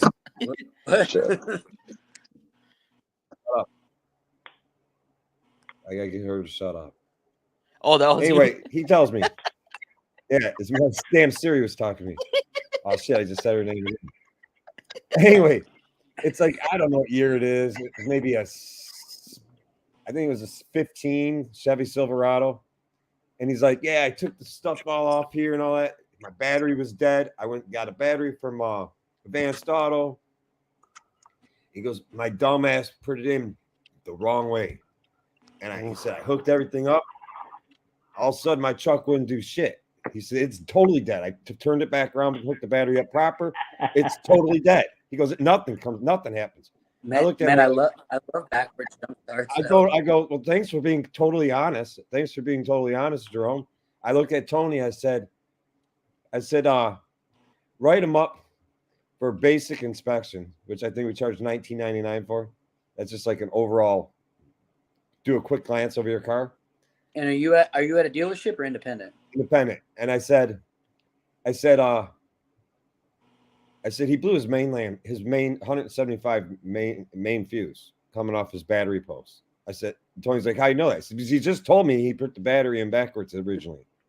So right away, I call up Napa. I call up and I ask the guy that works at Napa. He's been there forever before it was a Napa. It used to be an independently owned parts store. I'm like, Dennis, you have a 175 amp bolt-on main line fuse that'll fit the Chevy Silverado. Yeah, I got it. I said, send it to me. I went out there with my test light, got power at the post, no power after the freaking fuse. I said, dude, I told you it's a bad fuse. Put it in for a few minutes and charged him like $65 out the door. He went. I was cool to him because he's such a good customer. He just got done putting like $2,600 into that truck over the last 2 visits. Damn. So on those Chevys, when you do those big alternator fuses, how are they? Like, so I know on Toyotas, we got to do a fucking alternator fuse. Getting that fuse block out is a royal pain in the ass. Well, on the Chevy, on this particular model year Chevy, it's on you got the positive battery post, and it just is the fuse bolts on here, bolts on there. You got a wire that goes down to the starter, I think, / up to the alternator, and then one goes to the main fuse box on the other side of the fuse. It's real simple to change. 2 minutes. Because like on a Tacoma, Is it like the Nissan or no? A Tacoma's like 3 to 4 hours to change that fuse. Because once you get the box out, you're gonna spend at least an hour and a half trying to start without breaking it. The new Chevys, it's all one main thing. If you pop one of those fuses for anything, you got to replace the whole fuse. You got like a whole brick of fuses box. Replace. Yeah, you got to replace the whole fuse pad. Yeah, it goes on the battery. I've had that happen a couple times. Guy came in, and same thing. It had no power. Nothing. And I'm like, what the hell? So first thing I did, grab my test light.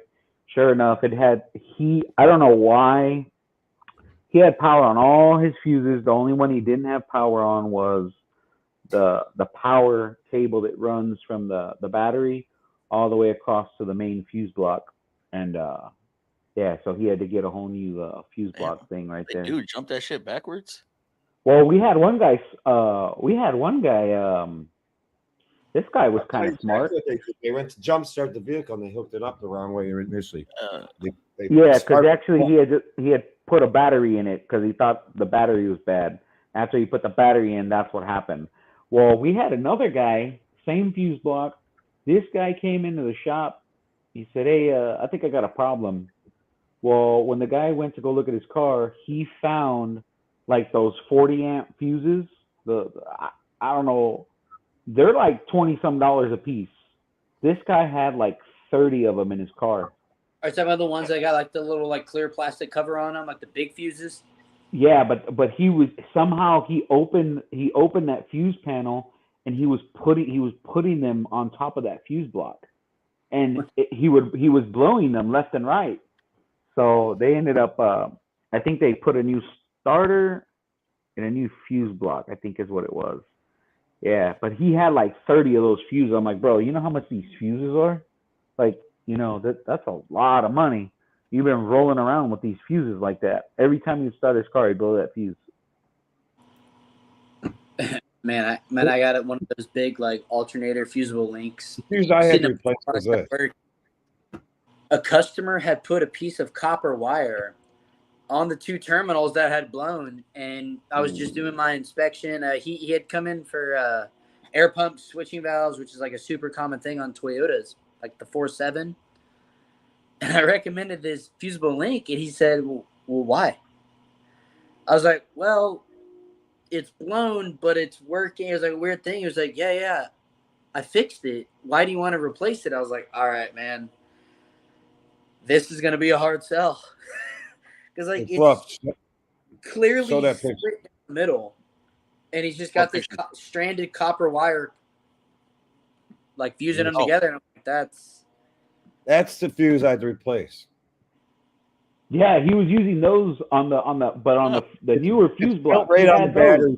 Built right into the battery terminal. It takes 60 seconds to change it. 2 13 mil bolts. Boom. Take it out. Put the new one in.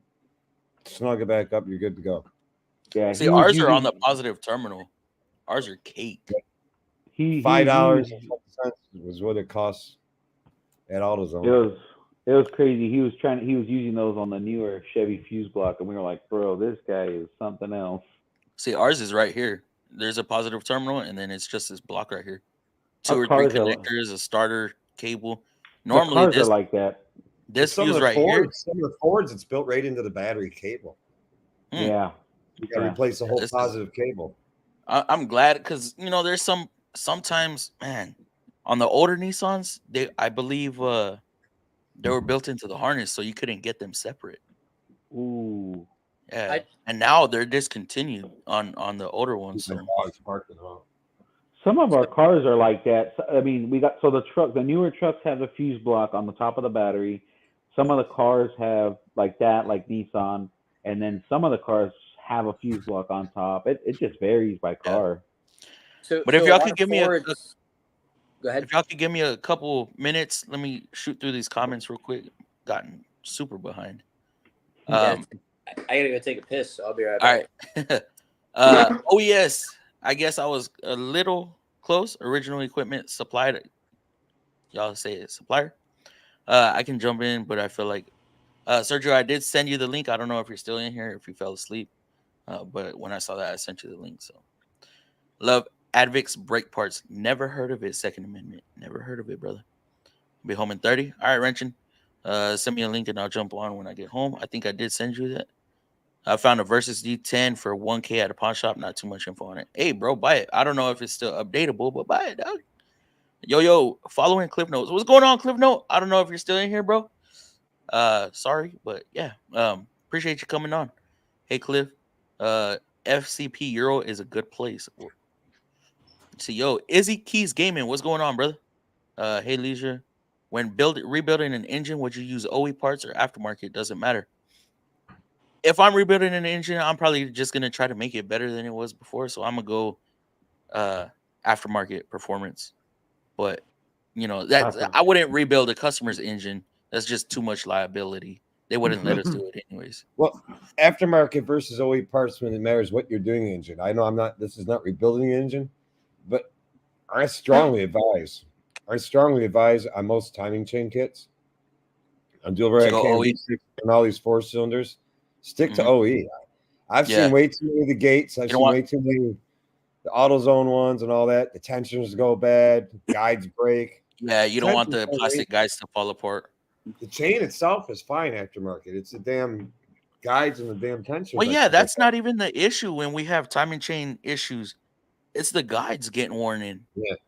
And falling apart. So yeah, you're right. How to Auto Repair says screw aftermarket. I'm with you, bro. What up, Harbor Tech? Sergio. Why What's do I up, think Rancho Mafia? aftermarket's Here on so my much lunch break watching cheaper? the stream. It isn't necessarily cheaper. Before you think aftermarket's cheaper, always price out OE.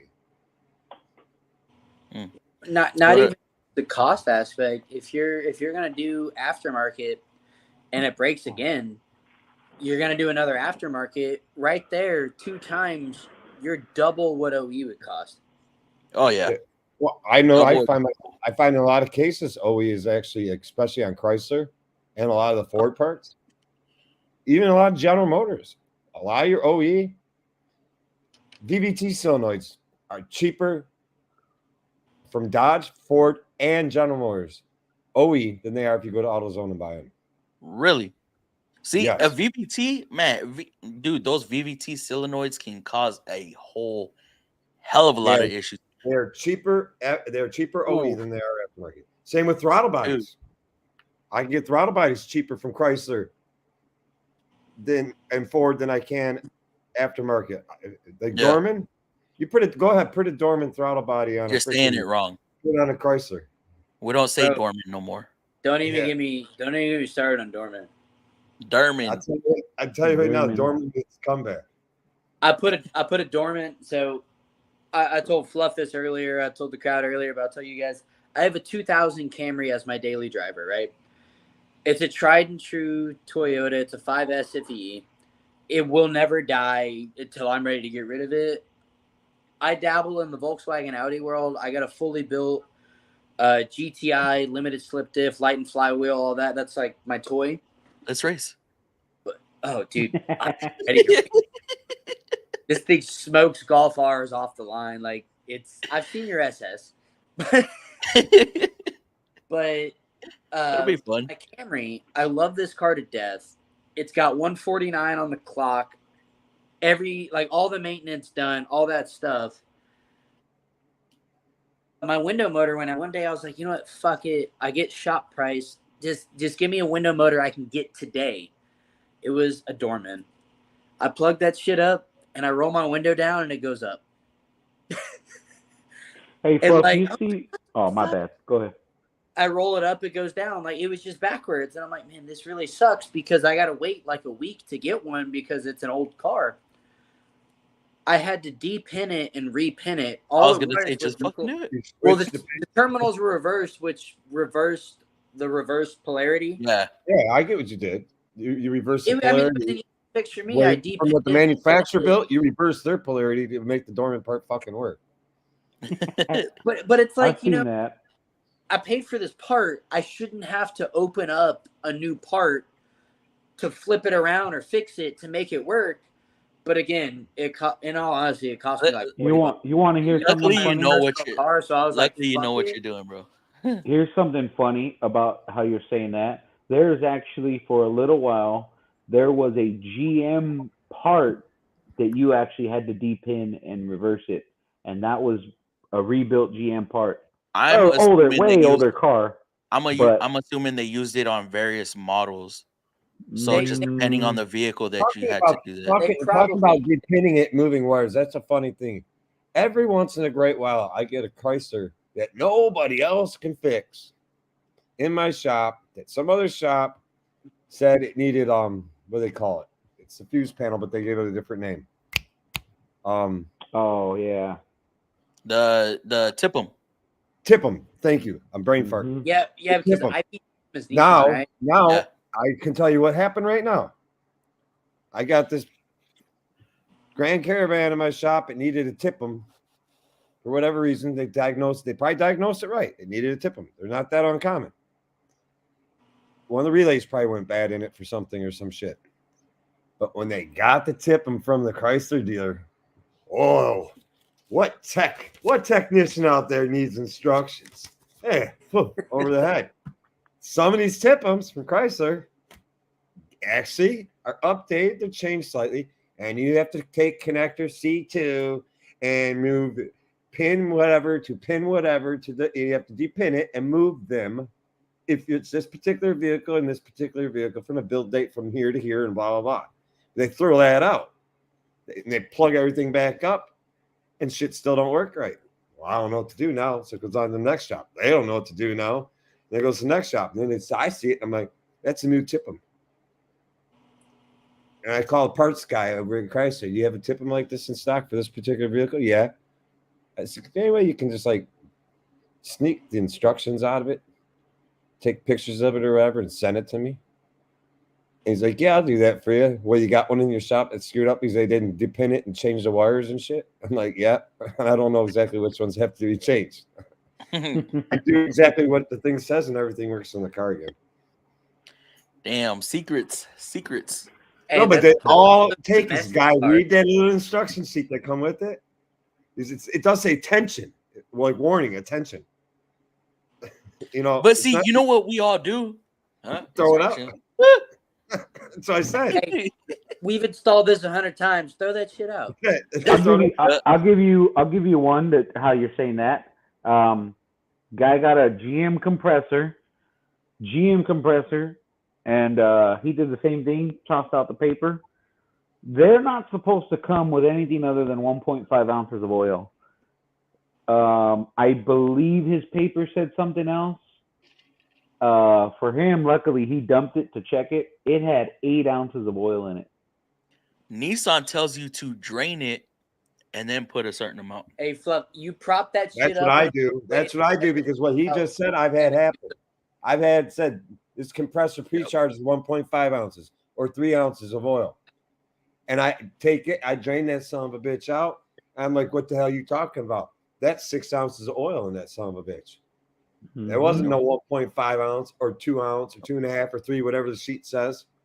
I think they just do that. That way there's no, they overfill them. So if you were the guy that had to put the oil in all the compressors, say you worked on the assembly line and you don't know that putting oil on the compressor and then putting the sticker on the compressor that said how much oil's in it. You're sitting back drinking your fucking whiskey, just pouring shit in, putting the plugs in it, slap a sticker on it, next one over. You've done 2,000 of these today already. You don't give a shit how much oil's in it. You know you did your job. It's a Friday. We ain't trying. Hey, I believe that's where most of our fucking recalls by the time they're so lit up. They're probably so lit up after lunch break by then. Like that's why it gives you making a cake a little more makes it taste better. That's why the TSB states if it's between this build date, okay, that assembly line guy was kind of on his way out. He didn't give a fuck. You know, I don't know. I do want to say, Fluff. There's a comment that's popped up right now talking about Toyota isn't getting Denso from Rock Auto. Mm-hmm. Denso and Aisin, whatever the real pronunciation is, those are the manufacturers for Toyota.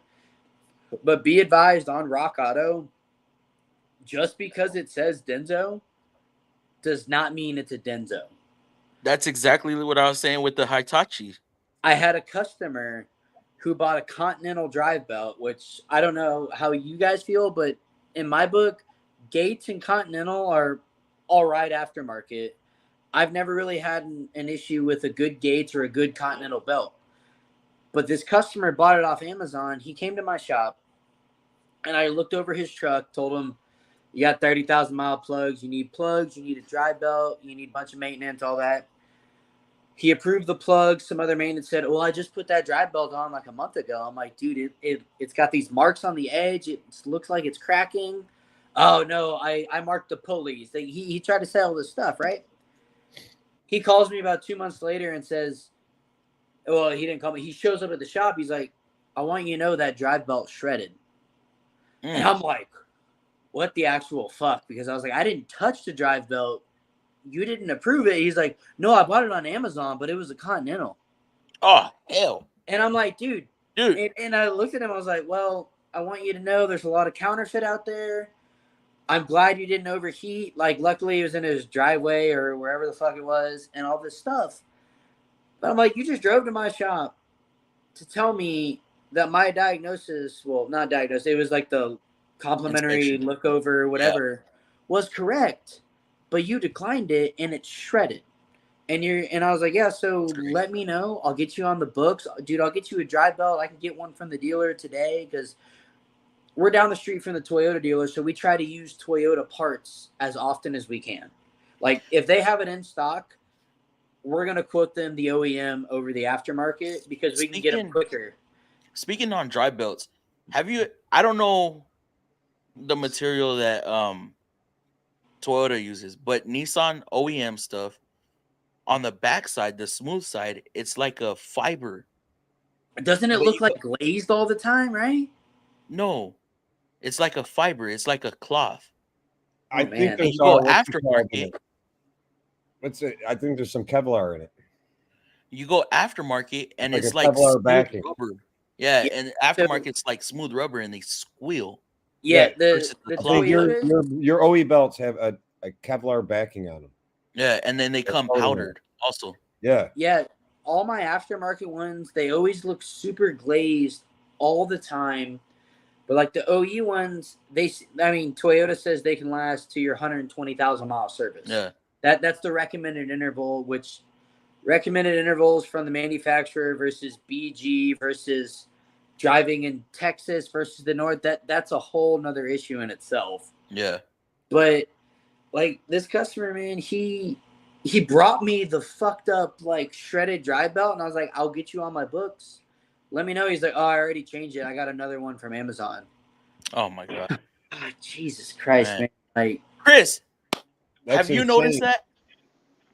Chris, I don't know if you heard. You ever notice the quality difference? Oh yeah, this is Chris also. Just on like Chris KRS. You ever notice the difference? Toyota, Chris. How's it going? On something as simple as a coolant hoses. You ever notice the difference in quality between aftermarket and OE? Oh yeah, it's a drastic difference. Drastic difference. I just did heater core lines on a 0708 IS 350. Yeah. It was Avalon based. So it was IS 350. And we could get one OE, one aftermarket, the other one back ordered, which we all know how back order works. Could show up next week or next month. So we went aftermarket on one of the hoses. We're like, all right, cool, rubber hoses. I couldn't get the spring clamp on, man. Like, it was just a little bit thicker, different material. And, like, I struggled getting the spring clamp on. And I refused to put a worm clamp. I was like, you know what? I'll heat this motherfucker up with my heat gun. I'll do something. I will get this spring clamp on. But I was like, man, just that little bit of difference in the aftermarket hose versus the OE hose makes the OE spring clamp not fit, and that makes the whole thing just not correct. Well, your aftermarket hose is good for 30 to 50,000 miles. Your OE hose is what lasted 150,000 or so. Yep. Agreed. Or longer. I put up a video about that. That's why I had this 10-year-old fucking IS with it's a short 150,000 miles just now leaking. The one where I was replacing the coolant hoses, and I was, in fact, before you ever brought it up, I was talking about I didn't call them. Oh yeah. I remember. You remember? Yeah, I was talking about how they put worm clamps and instead of the constant tension clamps, which they're always gonna leak. The thing with constant tension clamps, if your hose is leaking and it has a constant tension clamp, it's most likely either the hose or the actual fitting it's on, the bib. So I will say this about tension clamps though. I didn't do it on the last job I did, but if you don't put those tension clamps back where they originally were, they will leak. They can leak. I won't say they will, but I will say they can leak. And let me tell you, there are times when I pull off a tension clamp and I want to shoot the guy that put it there when it rolled out of the factory because it just shouldn't be there. And I'm not about to try and put it back when I put it back in the car. You want to make sure it won't leak when you put that back, even if you don't put the clamp in the same place. What you really want to do, if you know you're never going to see the car again, you take a little bit of black RTV and wipe it on the inside of the hose. Oh yeah. And then you put it on, and then you put that constant tension clamp in the worst possible place you could probably put it. Now you got two problems. You got two problems when that hose actually needs to be replaced for the guy in the aftermarket. He's going to want to kill you. One, he can't figure out how to get the clamp off. And two, once he gets the clamp off, he's going to be like, what the fuck? Is this thing glued onto the heater core? Yeah, it is. I'm guilty of doing that. You know what I do? I've never done that. On the smaller constant tension clamps, I turn them with my finger.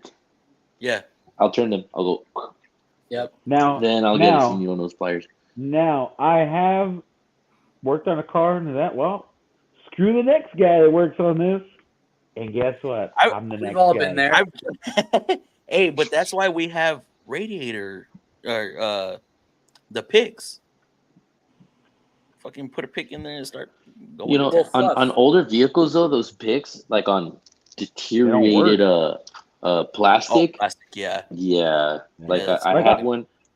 Literally, I had one a heater core that I was gonna do. There was just it was supposed to just be heater hoses, and I was trying to take it off, and literally, like it's just paper, like paper, just fell it was a apart. And I VG, was right? VG33. no, it wasn't a VG. Did it have a T valve? Because if it had a T valve, that thing fucking disintegrated. No. It didn't have a T valve, like on the Frontiers you're talking about, right? I'm a Toyota guy, but the heater hoses usually have a T valve. You're talking about like the ones on the Frontiers, right? The T valve, the one that the little valve that goes right before the heater core. No, I just did it short on that. One of those, right? It was where I freaking crumbled up the hose, and the plastic starts falling out. Yeah. Which I forgot what it was on, but it definitely wasn't that. I think it was on I started a Rogue, an older Rogue though. I started to pull an engine today, and for the love of God, I could not get the upper radiator hose off. One, it's in a bad spot. Two, I couldn't get my Nitpicks channel locks to wiggle it, twist it back and forth. That didn't work. And then I had my pick. That was just not working for some reason. It took a while to get that damn hose off, and it's not even an old car. I challenge y'all to pull the upper radiator hoses on any 3.5 liter Nissan. I did a timing cover on a what is it? Chris is like, no. It was a 5.6 V8. That was kind of a pain in the since you've challenged them, I don't want to say anything. Is it QX80? Yeah, those are fun. I love doing timing covers on those, on the V8s. Oh, dude, fuck that high pressure pump. What design is that? The high pressure pump's not that bad. Well, I mean, I know you got those lines that they say that are one-time use on them, and then so they go all the way to the rail. Yeah, they say they're one-time use. I mean, we replace them because they say they're one-time use, and it's a business. A diesel injector. If it was my own car, I'd reuse them on my own cars. I've reused them. Well, it's like 3.6 Chevys. When you're doing a thermostat and like a coolant temp sensor on a 3.6 Chevy or GMC, whatever, you're supposed to pull the fuel rail and all those lines, all that shit's one-time use. Like if it's warranty, of course you have no choice. But allegedly, you're supposed to pull it. But we all know if you just separate the crossover pipe from the thermostat, you just pull that shit out. But whatever. Oh. I will say regarding constant tension clamps, you mentioned radiator picks. Obviously, my channel is totally based off tools, right? Mm-hmm. I got those Snap-on radiator hose clamp pliers, right? Those ones that came out like a few months ago.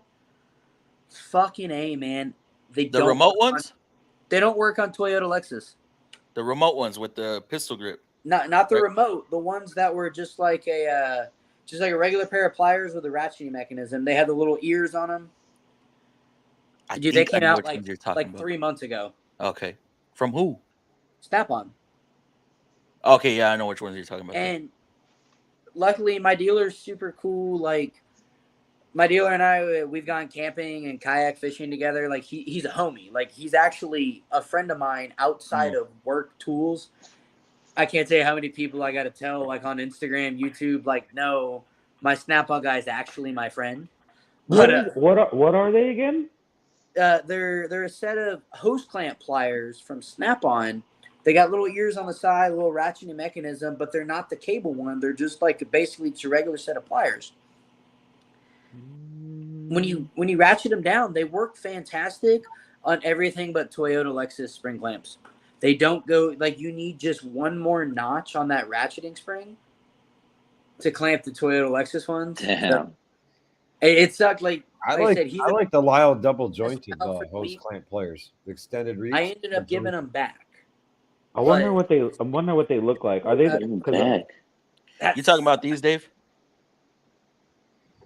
Whoa. Yeah, I got a set Similar. that's got a curve to them. Oh, you do? I see the I got remote the ratcheting cable one. that I use. But in all Is there honesty, I use a set of Snap-on 90-degree needle nose. That's what I use for my spring clamps.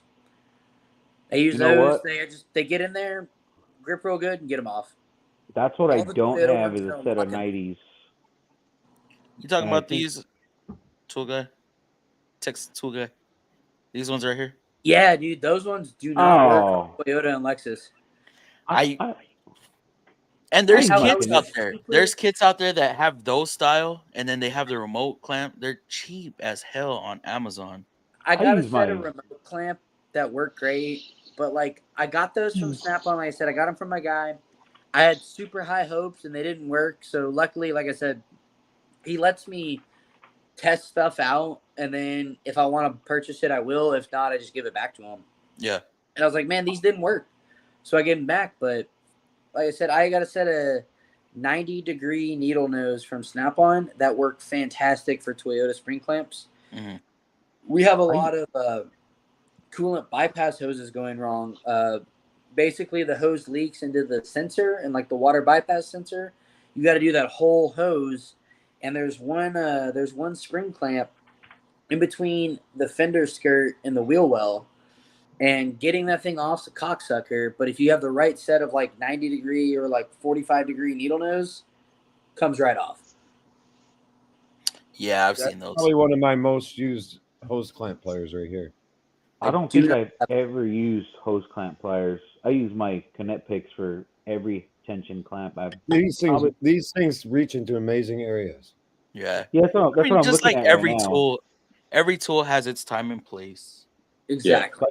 Like I wish I had a smaller set of Connect picks. I just saw that they make like a 7-inch. I think I have the 12. Oh man, dude, I got Nipex down to like this fucking big. Yeah, I've seen them. Yeah. See, Mark Olson is fond of your unfuck. I was gonna mention that. I like his comment. Like unfuck situation. I use that terminology a lot. I gotta unfuck something. Yeah. Well, that's unfuck it. They'll ask me, do you know you get a vehicle that's been to 2 or 3 other shops, and then it comes to us. You have to unfuck it to figure out the problem. Dude, I had a turbo pleasure. What's going on? It's true though. I had a 2005. I swear to God, I had a 2005 GM or Chevy. What are they called? Savannah, the vans. Okay. With all kinds of electrical complaints, I popped the fucking hood, and I'm not exaggerating when I tell you there was Romex wiring under the hood of the fucking car. Imagine telling a customer 14 gauge Romex wiring, rewiring stuff under the car with 14 gauge Romex wiring. That is insane. Hey, Fluff, Romex is good enough for a house. Come on. I saw that comment. I saw this earlier, but the guy in the comment section was saying said he had a rear wheel bearing aftermarket installed by a mechanic, and now it's showing the ABS slip. Now I didn't know. Yeah, that was the Infinity. I didn't know this up until recently. Sounds like I did a car actually, and luckily for me, I didn't run into this issue. But I did a wheel bearing on a car, and I didn't realize that they were that it had an ABS magnet in the back of the wheel bearing. Oh, okay, so you're talking about the pressing. Yes. Well, I didn't press it in. I hit it out with a hammer, and I hit it in with a new one. Pressing. This is bolt on, but it has still magnetic ring, tone ring. Yeah. Is it an older Chevy? Like a 2012? No. This was a Mitsubishi. It was a Mitsubishi. I don't know. It was like a small car, but it was like a newer car. And like so a Mirage. It was a Mirage. So I knocked the old one out using using like a socket, and I put the new one in the freezer, and I was able to get it in like halfway. I took the new one, banged it in. Key though is you cannot hit the magnet part, obviously. And it has to go in facing the correct way, second. Third, you don't want to put a magnet touching around it because you could screw it all up. And I put it in, it was good. Now, I had a buddy, he actually had the same thing, a different car. He had to go back with a press 3 different times to put one in. and because it kept throwing like that, the ABS and all that. And I use an aftermarket. I use an AutoZone wheel bearing, no problem. Now I don't know if they were just pressing it in wrong and they were, messing it up or what. But I mean, it could be that mechanic installed it wrong. He could have, or left the sensor off or something. It's very. I mean, it could be a lot of things. I wouldn't say it's just a part, but you got to be careful with those, especially since they have that magnet in the back of them. Yeah. Dude, that's why I say in some of my videos, like, you just got to be mindful of what you're doing. Yeah. Use a little common sense. I've been burned on when I was doing used cars back at the dealer I left. I had it's like a 2012 Malibu or Impala or some, excuse me. Oh, just great. Chevy with a 3.6, right? I mean, it's some bullshit Chevy with a 3.6 before they had chain issues. And I did a timing cover gasket on it, no problem. I did front and rear brakes, right? And so I'm like, man, this thing's got like 150,000 miles. This was the height of like the used car boom, so they're fixing anything and everything. And I'm over here like, I was like, cool, man. 2020, right? Yeah, I was like, cool. They're fixing all these shit boxes. Well, it needs a timing cover. It needs this. And like, when I was doing used cars, we had a couple of cars that we would write up, and we would truthfully write everything up, expecting the used car manager to say, nah, wholesale that bitch, right? Yeah. Well, no.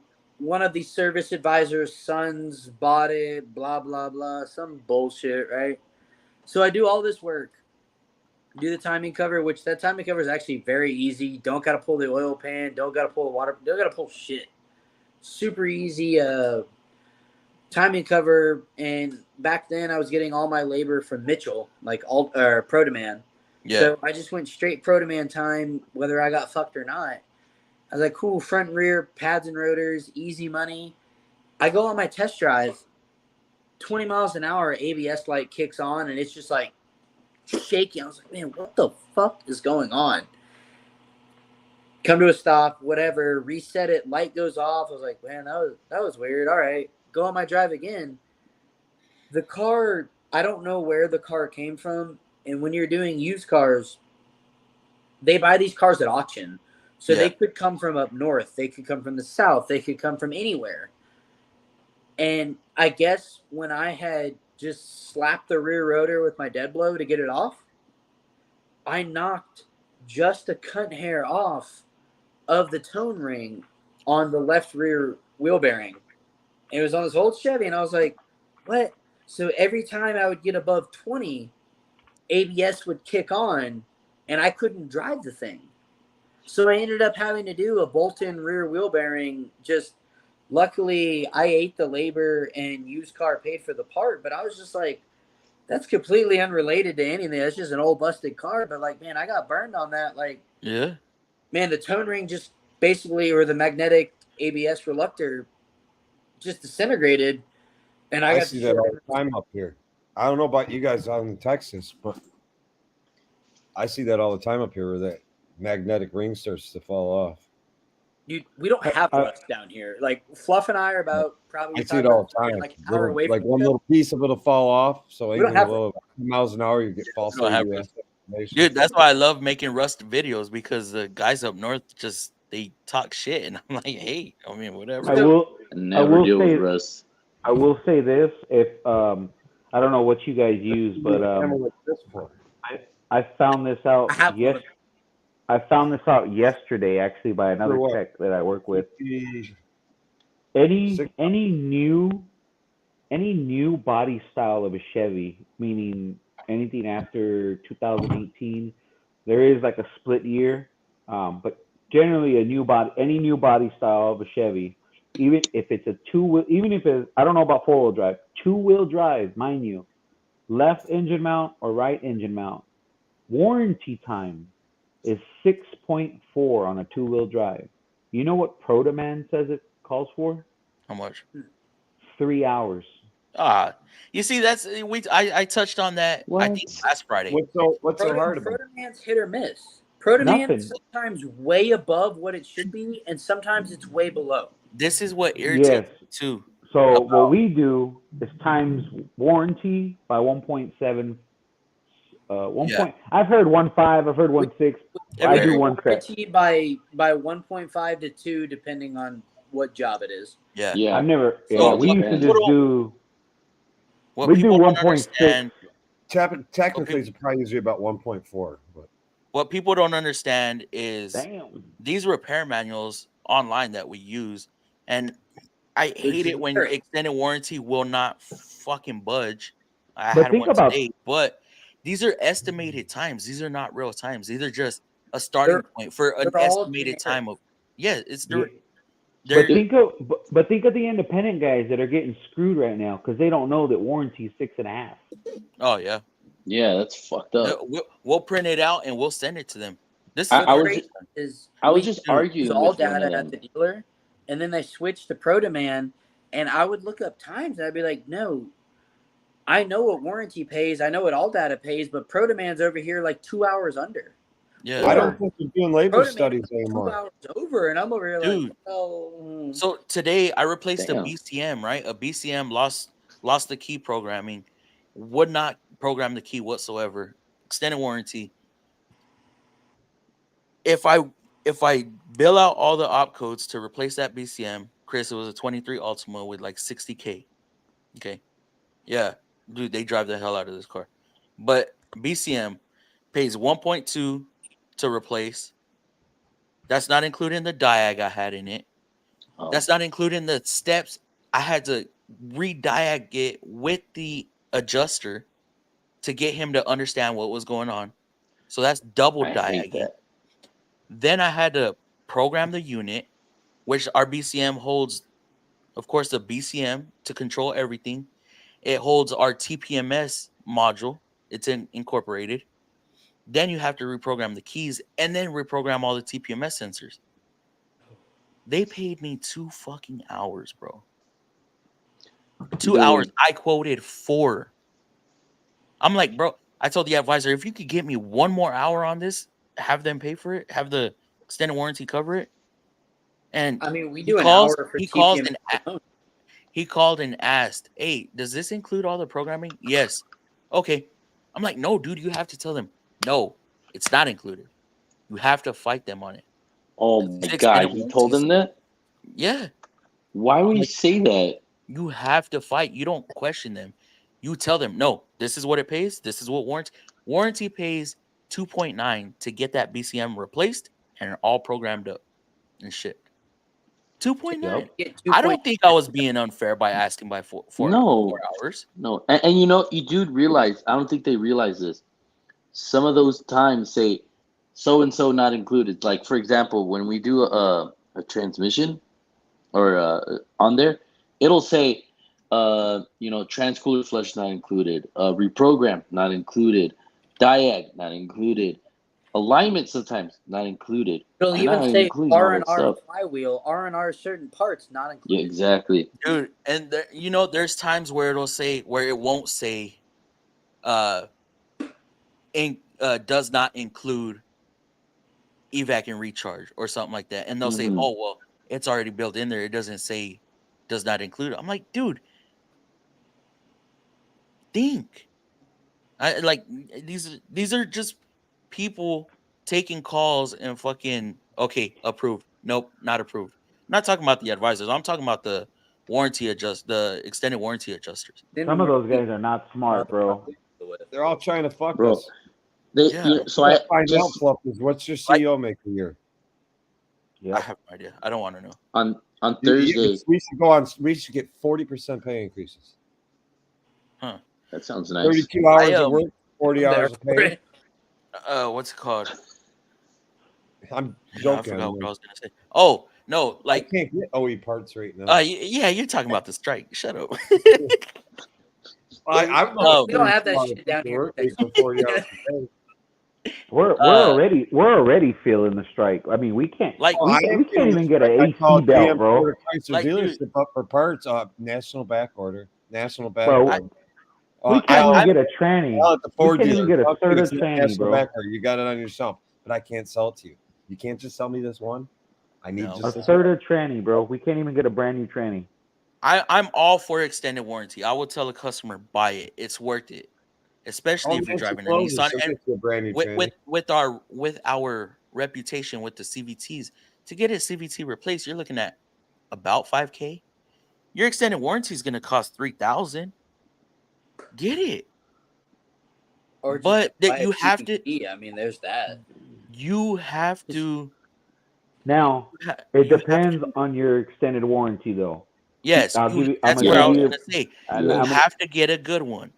I'll give Don't you. get one that it says, "Oh, we're going to use used parts and Oh. car shield, auto guard." We'll pay $50 an hour labor. The rest you got to cover. And And here's a perfect example. Remember that engine I put in, the one I told you had to put tranny fluid in it to get it started? Okay, that's an LKQ engine. I got another one I just started taking apart today. I think it's it's either a Malibu or a Cruise. It's the same engine though. They got that extended warranty approved an engine, and it was like pulling teeth. Originally, long story, but we put a new vacuum pump in it, didn't fix it, bent the cam. I was like, hey, it needs a cam, and it also has cylinder one misfire. It needs pistons, and the engine's full of metal. Guess what? He needs an engine. Mm-hmm. Extended you did warranty short came, on that one, right? Yeah, extended warranty came out and said, oh, well, we want an inspection. Inspection of what? They were like, well, we need to see, we're going to approve teardown to see the cylinder wall. No, I got a bore scope. Here you go. Cylinder wall is messed up, luckily. Said, there you go. Then they came back and they said, no, we need to see oil. We want to see metal contaminants. Yeah. Like, bro, the block is no good. What more do you, the block is no good. We're not going to send this block out. It's no good. So I said, you know what? All right, I'll pull the oil pan. I pulled the oil pan, and the ringland were I didn't even think I was gonna find that, but when I pulled it, I tried to keep because I pulled the lower one, so it's a little thin pan. Yeah. But immediately when I pulled it, I saw, I was like, oh, it's gray, perfect. So I put it on my toolbox, and I don't know why, but I grabbed my magnet and put it in there. I heard click, and I was like, ooh, that's not good. Picked up pieces of all that ringland. Here you go. You need an engine.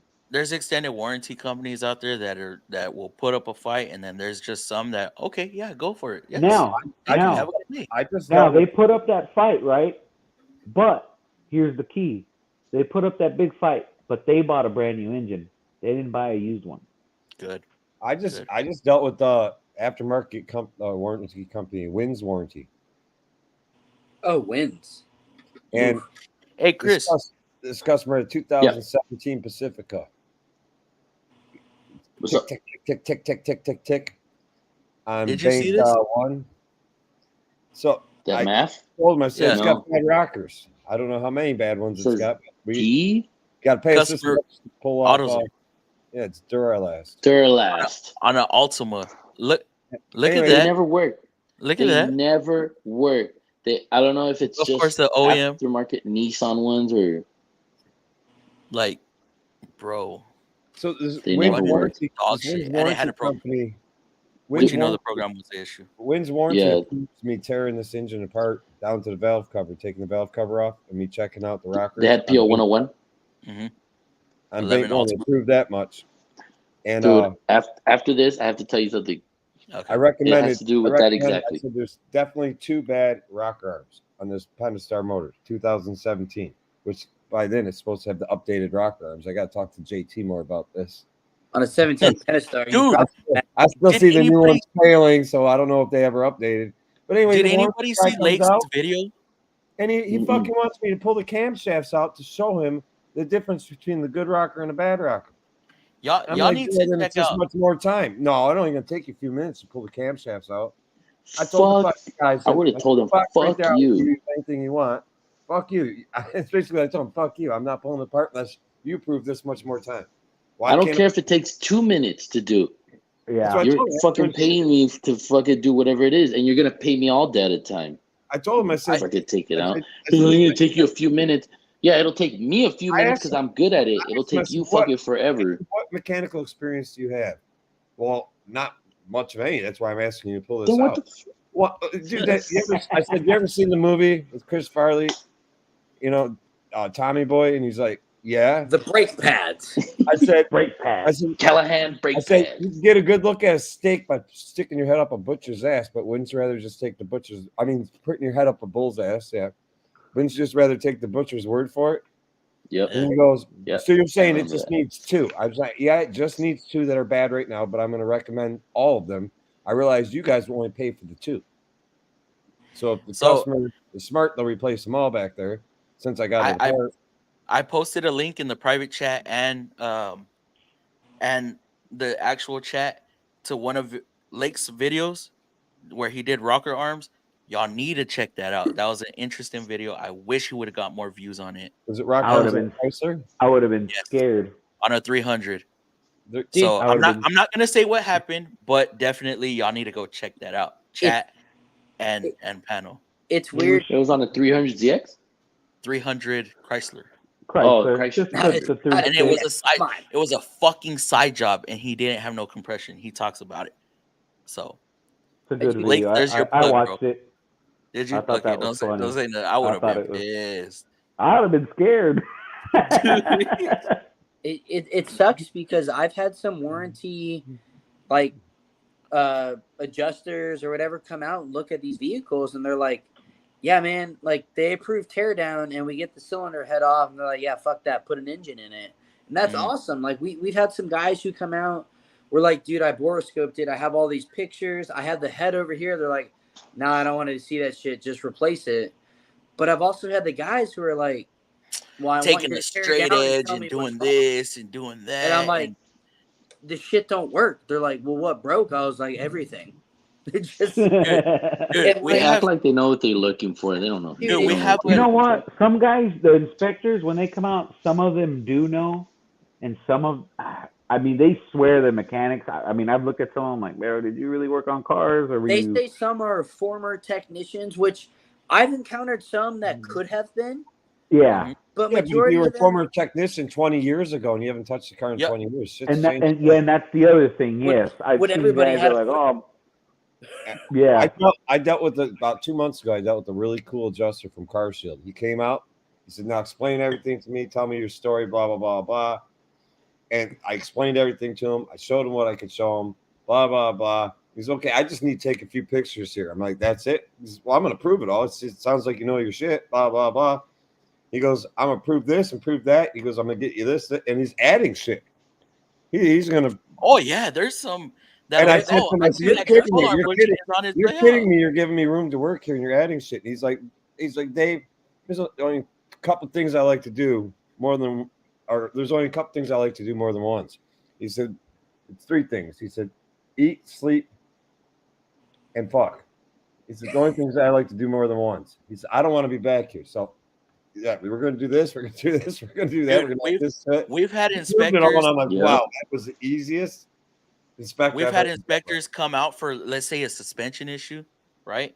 Oh, those are the Or worst. They something want simple, a window motor. ears. They want all that. No. It gets better, like good better. Okay, they're out for a window motor or a window switch, right? Which is fucking stupid. Why are they sending an adjuster out? They're spending the money, more money. Yeah. Anyways, for real. that's besides the fact. I couldn't even Nope, get an nope. inspector out for mine. They'll be like, you know what? Hook up your scan tool. Why? Just hook it up. Hook it up. FO code, transmission code. Oh, I'm gonna write it up that we went on a test drive and then started juddering. Like I'll take giving that us. W. Hell yeah! So there are guys out there that are Yeah. good. They'll work with you. It just depends on the inspector, but yeah. Oh, yeah. Like I had the one that we Good. got that used engine. Problems. I didn't have that luxury. Well, I'm pretty sure we know some of the same people too. Like the one where I got that used engine. Some of the Allstate USAA guys. Yeah. Oh, we didn't have that luxury of transmissions at Toyota. And then we have Toyota specific inspectors too. Oh, Not no, Toyota Care or something like that. motherfuckers. This guy had an extended warranty from Toyota, and they would not send nobody out. You know which one's were- great? CarMax. CarMax is CarMax actually is a really great extended warranty. Yes. Terrible buying experience. Terrible cars to buy. Dude, they I got a cover CarMax a few months they ago that cover says do all the some shit they take shit. care About of. my 14 Mustang GT. They send us cars sometimes. Yeah. CarMax sent me a car to look at. That it was a Durango that they picked up. It had the 3.6 Pentastar in it, and they have some of their own mechanics, and it was running like shit. So they put coils in it. They put coils in it, put spark plugs in it. They did all this shit to it, right? Runs like total shit. I mean, like total shit.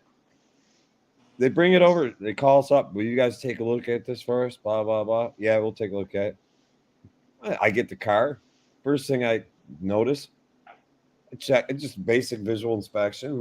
By the time I pulled it in my bay, there's no fucking coolant in this fucking thing. So I start it up. I start adding coolant to it. Oh my God, you should see this thing. It's blowing fucking white smoke across the fucking parking lot. Out my bay door across the parking lot. I shut the fucking thing off. Like, talk to my store manager. As Jamie, she's the one that hooked us up with the CarMax account. So you got to call your buddy over at CarMax and ask him, like, how long did they run this fucking thing and fuck with this thing while they were trying to figure out why it runs like shit. She goes, why? What's up with it? I said, it's fucking cooked, man. I said, I don't know if it's one head or two heads. I said, it's got blowing heads, man. Dude, I've had one burning coolant like a motherfucker. Came here with no coolant. So if they're running it for any length of time over there, they're cooking the fucking motor. I had one so but bad. They cooked it, man.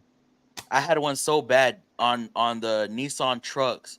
We have a radiator cap and we have a coolant reservoir cap. Radiator cap is a dummy cap. The coolant reservoir is the pressure. They'll swap them up. Overheat. Oh my God. This was so bad. I went to coolant pressure test it. Right? I saw that the caps were swapped. I was like, ooh, okay. Coolant pressure test it, bro. You know how the resonators and mufflers have like tiny pinholes to allow moisture to drip out? Yeah. I'm getting fucking streams of coolant leaking out the fucking resonator. I'm like, holy shit, where's that coming from? I look underneath. Oh shit. Yeah, this needs a head gasket. Straight out the exhaust. Just waterfall. Wow. Dude, Toyota does something similar. They do a pressurized cap on the radiator, and then they have an overflow that usually has a sealed cap, right? Mm-hmm.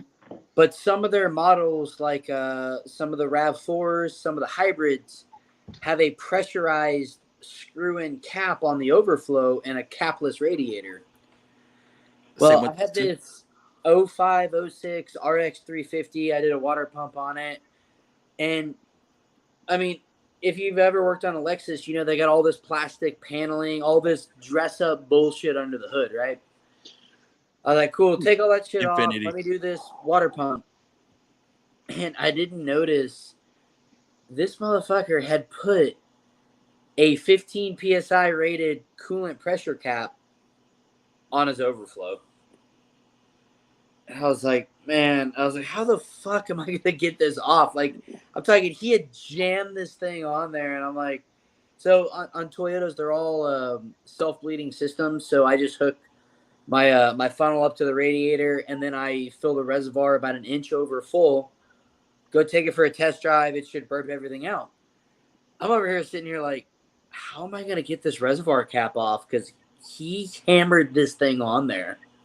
Damn. I'm just like, what the fuck? And I mean, luckily I got it off, and filled up with coolant, and I looked at my mentor, and I were in the shop, and I was like, what do I do? He's like, well, fuck it. Put the cap back on the reservoir. Because, dude, this dude called us. He asked for a drive belt and a tensioner on this RX 350, and we gave him a price. He told us, oh, we're not even in the same ballpark. I'm going to post on all my Facebook groups. This is outrageous, right? I was like, what the actual fuck? The quote ended up being like $650 for drive belt, tensioner, and labor was about $650 on a transverse V6. And what's the labor on the tensioner? Like 1.5. Okay, so that's not bad. The tensioner a lot of the part. Like $250. Yeah. So we quote him that, he brings it in for diag and he needs a water pump. Like, he's got a water pump making noise. Makes this huge stink. Like 2 months later, he calls us, oh, I'm going to bring it in. I'm like, dude, you need a water pump. Buys the water pump, buys the drive belt, buys all this, $1,200. Done bad an eye. But I was like, man, $600 for a belt and tensioner and labor, and you were out of your fucking mind. $1,200 on a water pump. You're like, cool, I want my car fixed. Yeah, we got the customers are like that. And he was like, we're gonna blast you, and then he comes back to our shop like, I want you to do the work. All right. I'm like, man, the fuck. With that being said, let me run through these comments. I'm gonna get through the comments, guys, and then we'll go backstage and talk. Because I see people falling off, people falling asleep. Yeah, we gotta work tomorrow. Oh shit! I'll be right back. Time it is. So, if y'all could give me a few moments. Yeah, you're good, man. Oh, I'm getting a feedback. Bad. Is it me? I don't know. No, we're good. All right. Okay. Should I just change the alternator, power steering pump, 3 idler pulleys, rear valve cover gasket, and rear plugs on my 07 SS? Only 60K on plugs. I had easy access to one. Yeah. And we offer customers that stuff too. So if we're already there, we're going to throw plugs in it. If we're doing valve covers, hey, pay for the plugs. We'll put them in. And you'll be surprised. Also on 07, those are probably either 30 or 60,000 mile plugs. Yeah, probably maybe. Second Amendment wasn't a suggestion. If it's already exploded, just do it. Let's see. It's one of those while you're in there thing. Yep, definitely. Sounds like common sense that if something was explained to somebody and they go against the advice, they waive your responsibility. That's why we document a lot of things. They can either pay for the repair or pack sand. Most customers have trust issues these days and are cheap and don't fully understand the importance of OEM and techs. And it's a shame that there's so many customers and there's so many people. All it takes is word of mouth. So a customer can get burned one time and they're going to tell 10 people. Those 10 people are going to tell 20 people. It just goes on and on. And that's what gives shops bad rep. Just because a disgruntled customer maybe didn't get their way, and that just sucks. It hurts business. It hurts mechanics. We're trying to make a living. We're not all out there. We're trying to take care of y'all and make sure y'all's vehicles are on the road and driving, and that's why I push maintenance so much. It depends on customer. If the customer wants the vehicle long term or just 5 years, through how willing they are to listen. Yep. Some people, they just want their vehicles under warranty. Dealers, it's hard to see vehicles back after their warranty is done and over with. Hell, there's customers that will refuse to bring vehicles in for warranty work unless they're forced to. Hey, Frosty. Hey, Shannon. Hey, Frosty, brother. Let me see. Oh, by the way, what's going on, Frosty? I don't know if you're still in here. I was typing to you. But if I can't have the time to fix my car, we'll have a shop do it. I have a good shop that's across from my shop I trust. That's good. Take care of that shop. As you know, I guess you're in the car business also, so Nissan cats get that rattle sound. Yes, and that's definitely yeah. When they're coming apart. Saw the new shop and did my onboarding today. It looks like a dream job in paradise so far. Turns out we have a Matco guy and Cornwall guy weekly. Both rebrand trucks. That is awesome. Must be nice to have a weekly Cornwall guy. I have one now. We got a weekly Cornwall guy. I'm not salty, but I'm salty, but whatever. But I never really buy from Cornwall, to be honest. Yeah, me either. My ratchet broke and he hasn't showed up since June. I don't. Whatever. Cornwall to me is the Harbor Freight of the tool trucks. That's just, if you buy they're USA made or not. Oh, come on. That's the vibe I get from them. I get on their truck and it's like legit. Just Fluff, you got your Rex yet or what? My what? Your Rex? No. Oh, I got my boot this week. I got my boot this week. I don't know, man. I gotta talk to my guy and see if he'll let me trade in my 2776. I refuse. Okay. I'm gonna be honest. I use cordless, so I let you borrow mine. My 07 SS had the cats done at 69K for PO420 factory warranty, baby. 80K on emissions. Ooh, That's a good thing about them cats. They are covered quite a long time. That dude got a huge W. I've seen cats done at like 20,000 miles. Yep. Yeah. Torque converter. Yeah. Torque Rare, converter. but Sure. yeah. I'm starting to get that on mine. I exercise great restraint. You know, I've I don't done know a how you do cat it, Frosty. on a vehicle with like 20-some thousand miles, but it was because the cat itself, the element was bad. It was because the manifold was cracking. Oh yeah. Yeah. If I had access to a tool truck, I'd be in debt up to my ears. I can get one out there to you, Emily. Sure. Hey, Big Doug, This what's guy, going you on, trying to okay? put him in debt? Dude, This guy. I will not get on the tool truck unless I have another tech with me. Because if I'm gonna make a bad decision, they are too. Dude, you know what the tool truck guys tell me? They're like, "Hey, you have a lot of willpower to not buy tools." I was like, "Trust me, it's hard. It's hard." But That's you know a what? hard thing to do. Let me ask you guys something, and this is more for Fluff and Chris. What do you really need? I'll give you an example. Me, I don't like buying tools. Like I've bought tools since I started as a loop tech to up until now, and I don't think I've actually bought an actual tool like in quite a long time. And it's only because I mean I don't need it. Like I don't have expensive wrenches. I don't have expensive sockets.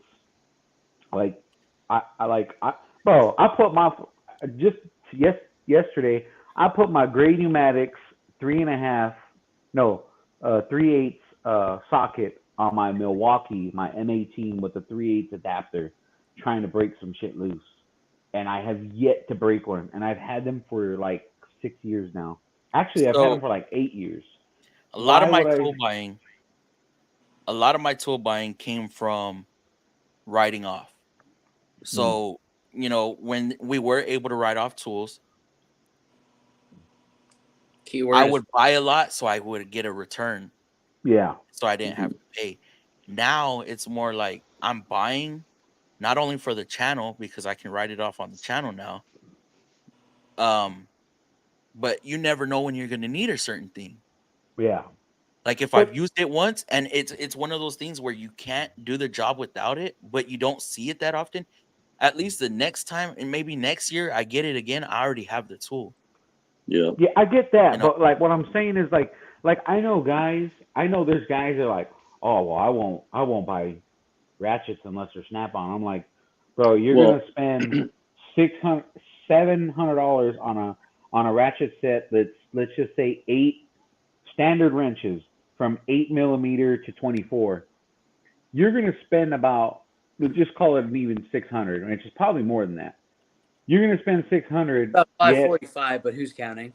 But yet I have a and I was told there's 2 different versions, but I have the original Tecton wrench set, and it's from when I bought mine, it was only 8 to 22. Now it's 8 to 24. I had to buy my 24 separate.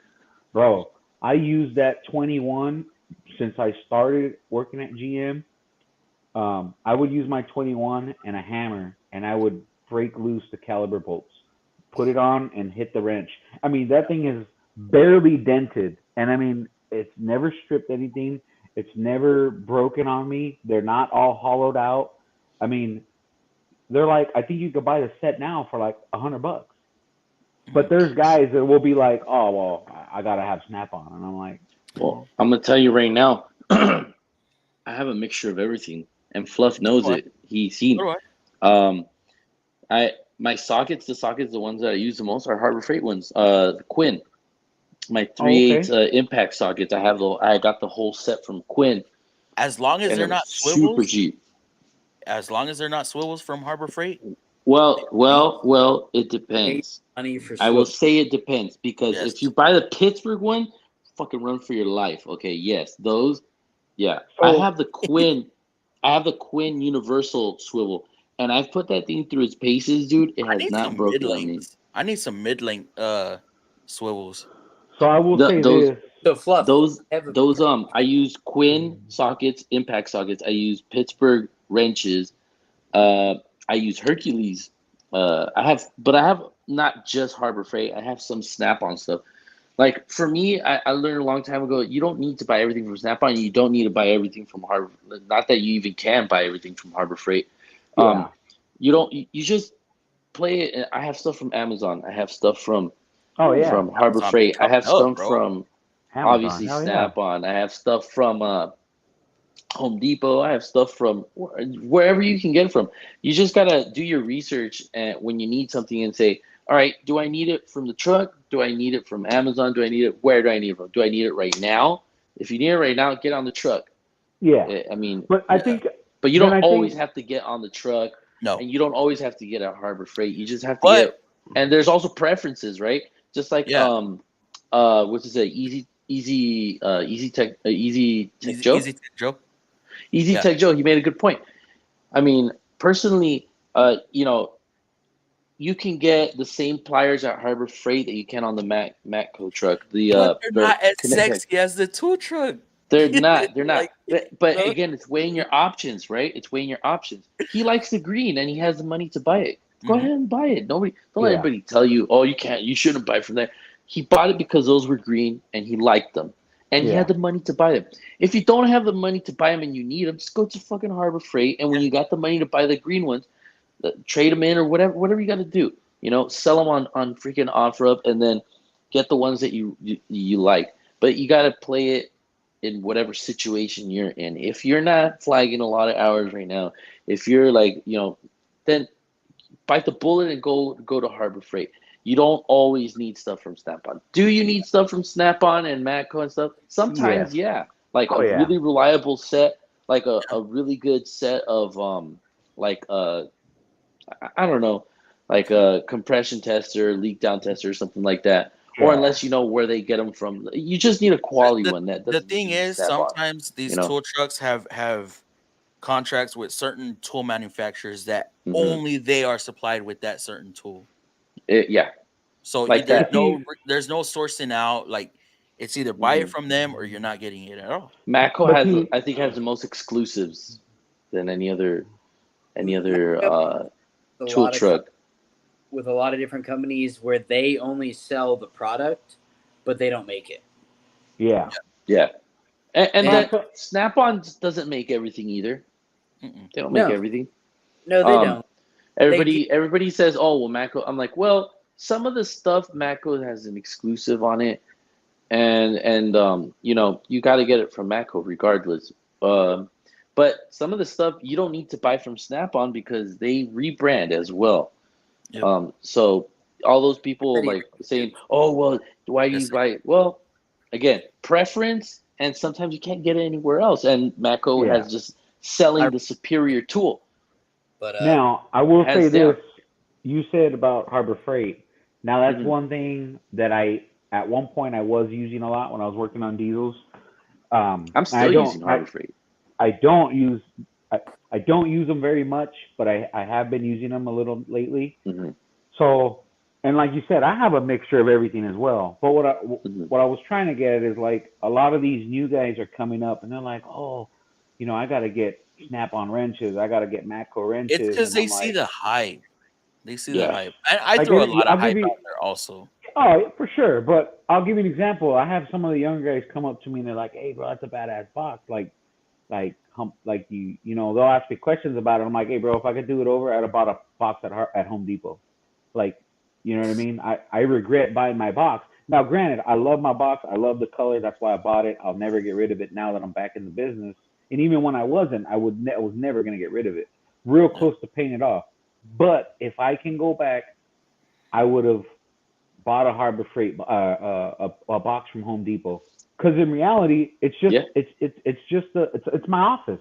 Like the box doesn't make you money. it doesn't do anything for me. It doesn't make me money because Yeah. what makes me money is in my tool cart. I actually just convinced hmm my buddy, my buddy next to me. He has a Cornwell with a hutch and everything, big box, and he is one of those guys that has all his sockets, all his tools in that box. So every time he's working on a car, we got two stalls. He's got to walk all the way to his toolbox to grab his tools. And I'm like, bro, why do you work out of your big box? It's just your office. Get a hmm cart. Get a cart so when you're under a car pulling a tranny, your box is right next to you. That's how I work. So See, that's why I got that little he ended up. I feel like I'm He getting en- called out here with my big ass box. he ended up buying a Cornwell. He ended up buying the Cornwell with they slide Hey. open on the top, and he put all his stuff in there. So now he could roll his box around and work wherever he wants. It's funny you mentioned that because I think only Fluffy and maybe Super know new box that I bought, and I'm trying it out. I want to give it like another good month or two before I post a review and a review on what I bought. But I feel you, like when I had my Snap-on box and some of the younger techs were like, "Hey, how much does your box cost?" And I was like, if you're thinking of buying a Snap-on, I was like, don't let that be your first toolbox. Yeah. If you can afford it, cool, go get the Snap-on toolbox. But what I mean by afford it, meaning you have the cash in hand. Like if you're gonna find that, don't get it. My first I box was a financed. Sonic tool cart. I traded in and I financed my box, my hutch, and the roller. Okay, I was making money during that time. I was exactly. You had the money. 65 hours was not rare. Now I'm like, oh fuck, three years hindsight, right? Oh shit, like, well, I did need a bigger box, but god damn. I don't know. I know Fluff knows my page, my channel. I don't know if y'all do. I posted your link. So I post. I've seen a couple of your stuff, a couple of your things. I basically post all tools, right? And I have, in my eyes, I have a badass Snap-on box. I have a Triple Bay Masters with a hutch. It is badass, to be honest. Hey, whoa. And I have an Epic Series roll cart, and I have another roll cart, but everything I own is paid off, right? And I get this a lot. Like, I posted a toolbox tour on YouTube, and I had this one guy. That one was a hit, bro. Shout out to 6110 Moto. Fuck you. But he asked me like 3 separate comments on 3 different videos how much tool debt I'm in. And here's the deal: is like it's none. Like, yes, I owe Snap-on, a couple $100. I bought some stuff. I got to finish paying off my cart. But everything I buy, I have the cash in hand. There you go. But here's the deal: like with recent events, I purchased my Epic roll cart. I had a 6-month wait time. I ended up having a kid. Like my wife and I, we had a kid. So I put my money towards my kid. Yeah. And now I'm financing this cart that I should have had 6 months ago. You know what I mean? Well, yeah. I say that now. This was all hindsight. Probably a year ago. My kid will be 2 in February. Well, see, that was a weird time that we were in. Off. You know what I mean? That was a weird That was a weird time we were in because everything was being held at the fucking docks and shipping containers and shit. But here's the thing, man, is like, I don't know, like Fluff, you might have watched it. I have a toolbox tour on YouTube. Oh yeah, that's how I found you. Shitload of Snap-on wrenches, Snap-on sockets, Snap-on ratchets. I'm one of those guys. Those are the best ratchets in the game, and you can't change my mind. You can use whatever you want. I really don't care. The Snap-on ratchet is the best ratchet in the game, and that's my opinion. Agree. The electric ratchet? But no, I'm talking hand ratchet. I have a Matco. Oh no! You know what? I have their shit so it wouldn't break. Look, I'll get y'all excited. I have Snap-on. The one Snap-on tool you have. I have 3. Thing. It's like I'll be all. Don't get me wrong. I have one Matco tool. I'm sitting in front of my at-home toolbox, right? There it is. I have a set of Snap-on wrenches at my house, and I found them on Facebook Marketplace for a steal because these wrenches, at the time when I first started wrenching, the Flank Drive Plus, there was nothing that beat it. Nowadays you use a 3/8 ratchet electric. Out there that's just as good. The precision torque's pretty good. I almost never use wrenches. It doesn't bite like the Flank Drive, but Nothing right now beats the Mac RBRT ones. I also, again, if you see Nothing. my channel, I have the I hate the RBRT. Mac RBRT ones. I love those wrenches, but Let that's me So far. let me ask you something though. I started my channel like a little bit of fun. I want to talk tools. I want to talk cars, but I'm at a point in my career and a point in my life where if I got a $300 set of wrenches, I'm gonna go fucking buy it, and I'm gonna buy it cash, and that's fine. But when I was working at the dealership, I had an apprentice, and there's a few companies I work with who would send me free stuff.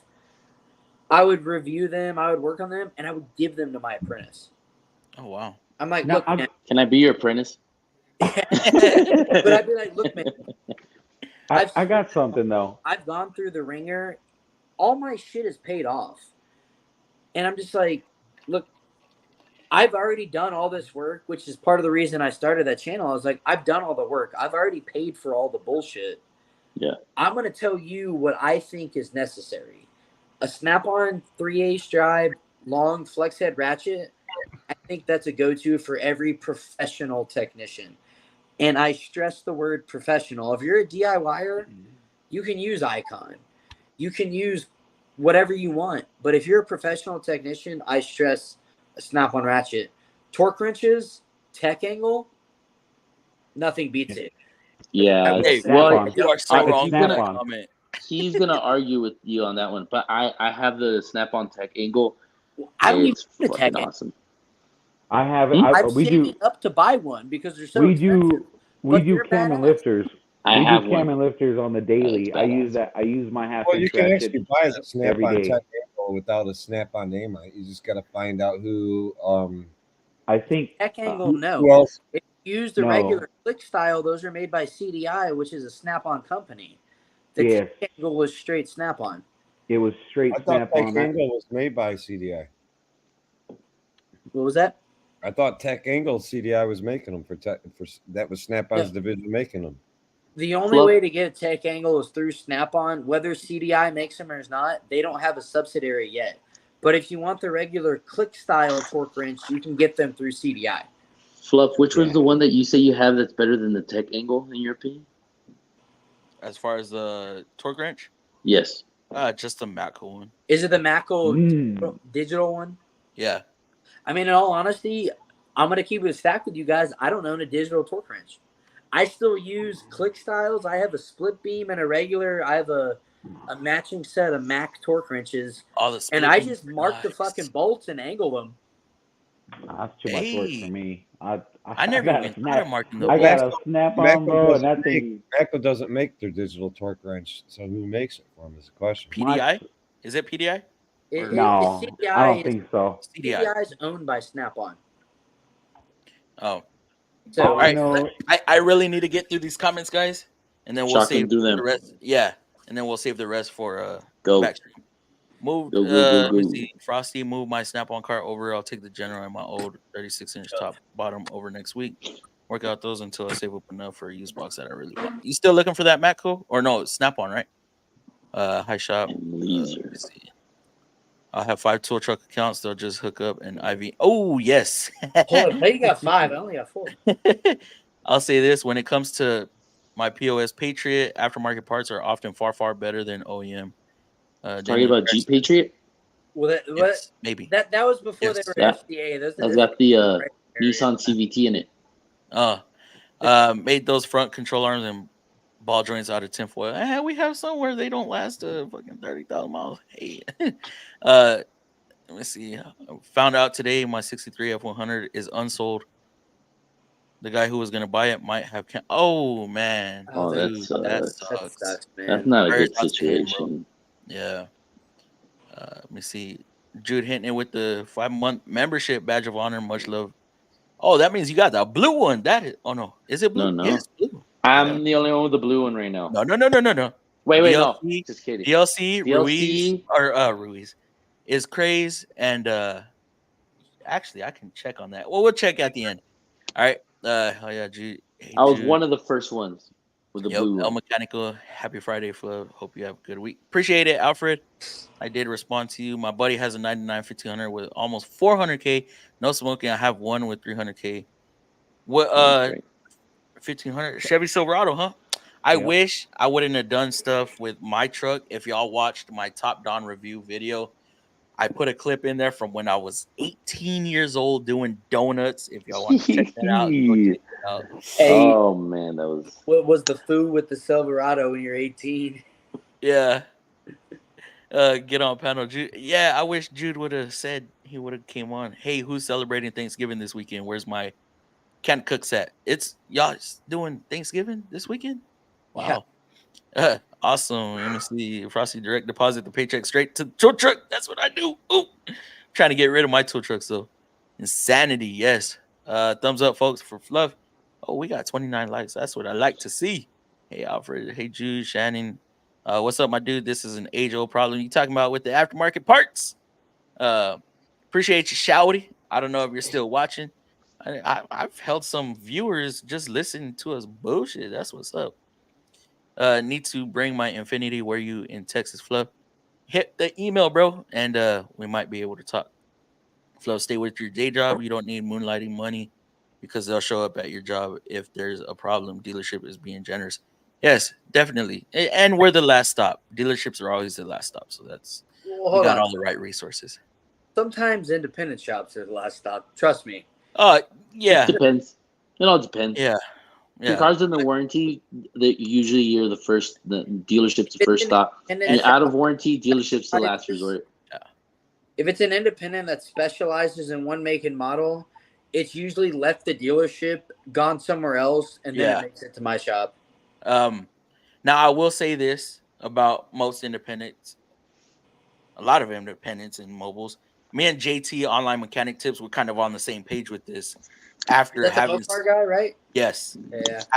After meeting so much of y'all independent guys, y'all are fucking brilliant, bro. Like to be able to touch multiple makes and models and just retain everything. Like I being a Nissan only tech, I just can't fathom being able to do that. I can't. It's even hard to keep up with 10 years of models that are constantly coming in and out, and new models that are coming in, and then we're always getting sent to training and having to just download all this new information and kind of almost forgetting the old information. Well, I'll tell you what, So you to buy be a lot able of to, tools. You have to buy a lot of tools when you're working on everything. I believe it. So yeah, my hats are off to y'all independents for sure. Y'all changed my perspective on this shit, and I could not do what y'all do. I mean, I probably could, but I'm not willing to try. Not right now. It's a grind. Fluff, what's good? What's going on, Joe Mama? Trust me, my man. I'm old enough to know a set of points. Things don't change much. Y'all seen that video where I posted the point? I was like, I'm gonna get the old heads up in my comments. It worked. Okay, had a rear bearing aftermarket installed by a mechanic now showing ABS slip and VDC lights. Yeah, I'd have to scan that and possibly, I don't know, they might have damaged your wheel speed sensor, brother. Dude, if it's a press, they could have destroyed that whole thing. He said Infinity. I don't think there's any that are pressing. They should be bolt on. Yeah. Wait, what up, pressing what? Wheel bearing on an Infinity. I think they're all bolt on the Infinities. No, not all of them. I think the old G20s. I think it's a G35. I think, which are the old Sentras, pretty much. Oh, so you're talking before I was born? No, just around the time you were born. What are you born for? 92. Okay, you're not that much. I was 95. You're not that much older than me. Oh, what the hell? I figured you were. I graduated high school in 92. Damn. Hey, whoa. Okay. Yeah, plot twist. Yep. I buy a throttle body from Dorman, and the piece was a Bush logo and part number. Really good luck at figuring that one out. Figuring what out? That comment. Yeah, I don't know what he's talking about. My throttle body from Dorman, and the piece was, I think, a piece of shit logo and part numbers, really cheap. Good part. Go to Ford car. Go to Ford dealer, I think is what he meant. Take it to the Ford dealer. Yeah. No te entiendo, Memo. I said often, not always. I inspect to make sure some ASIM WPs like my 01 Avalon is a dead ringer. I work directly with the actual manufacturer who makes the parts to the OEM prints as my job. Really? Huh. I gotta put a radiator in a Nissan Maxima 2011 tomorrow. Say, 03 G35. Hit me up. Let me know. Hey, you're doing a radiator on a what again? I think it's a 2011 Nissan Maximum. Good luck with that upper radiator hose. Just saying. 90 degree. Just saying, bro. You're gonna fight. You're gonna bitch. You're gonna kick and scream. Which one? Which one? No. Which one? Because I saw the videos on how to do it. So which one? It's a tension clamp on the top that goes to the actual radiator. So we have an elbow that comes up like 45 degree. Okay. Connects to the radiator cap, and then you have a hose that goes to the engine. Okay. Well, now the little adapter that goes into the radiator itself can be a bitch. So how would you? This is the way I plan on doing it. I'm just gonna pull the grill and pull it out from the back. How would you do it? Because I know you're supposed to pull the bumper. Yeah, do it like that. I've even seen other. You're gonna lean the radiator as far as you can forward towards the bumper and try to get that clamp off. You're gonna have to use needle nose because the condenser has to come out, right? Allegedly. I've never seen it. I watched a couple of videos and nobody did it without pulling the condenser. If this car's never been in an accident, what you can do, you can pull the bumper, pull the crash bar. No, it's already met. The bumper's kind of like, I don't want to touch the bumper. Yeah, okay, then you're gonna have some trouble. I was gonna say, on a good day, most bumpers on these modern cars, like when I say modern, I'm like 2005 and up. Most bumpers take 20 minutes to pull. You know what I mean? Like, yeah. This one's but I'm even gonna less sometimes. Now this one, I'll pull this one and it probably won't go back. So I'd rather not. You do have to pull the radiator from the bumper side. Because you got the core support that's blocking you from doing anything. So you have to pull the radiator from the front without fucking the condenser. Yeah. So, no, you got. Well, that's what I'm saying. If you can. So what I saw was you can pull just the grill, pull the condenser out, and then the radiator comes right out. Or you can pull the grill and pull the support beam across without pulling the bumper. You get that out, and then there's not a support beam. It's like a cross member, like it's on top. No, you have to pull the bumper. It's a whole plastic piece that. It's going to take 25-30 minutes to pull the bumper. Yeah, no, but he said that bumper's fucked. Yeah, that bumper's kind of messed up. I don't want to touch it. So, no, I saw a video of a guy that did it. I don't know what it's called, but it's on the top of the radiator. I thought it was like a core support. And you're supposed to pull the bumper to get that out, but the guy did it without pulling the bumper, and it sits right on top of the radiator. So once you get that out, your radiator's right there. It just comes straight up. Is it like that big-ass plastic piece on top of the fan shroud? I don't think it's the fan. No, I don't think it's plastic. Yeah, just pull out the condenser.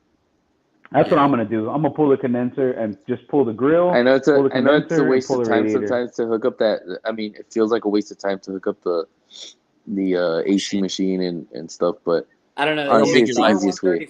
It's not that bad. Yeah. No. The 1234YF is just sent from hell.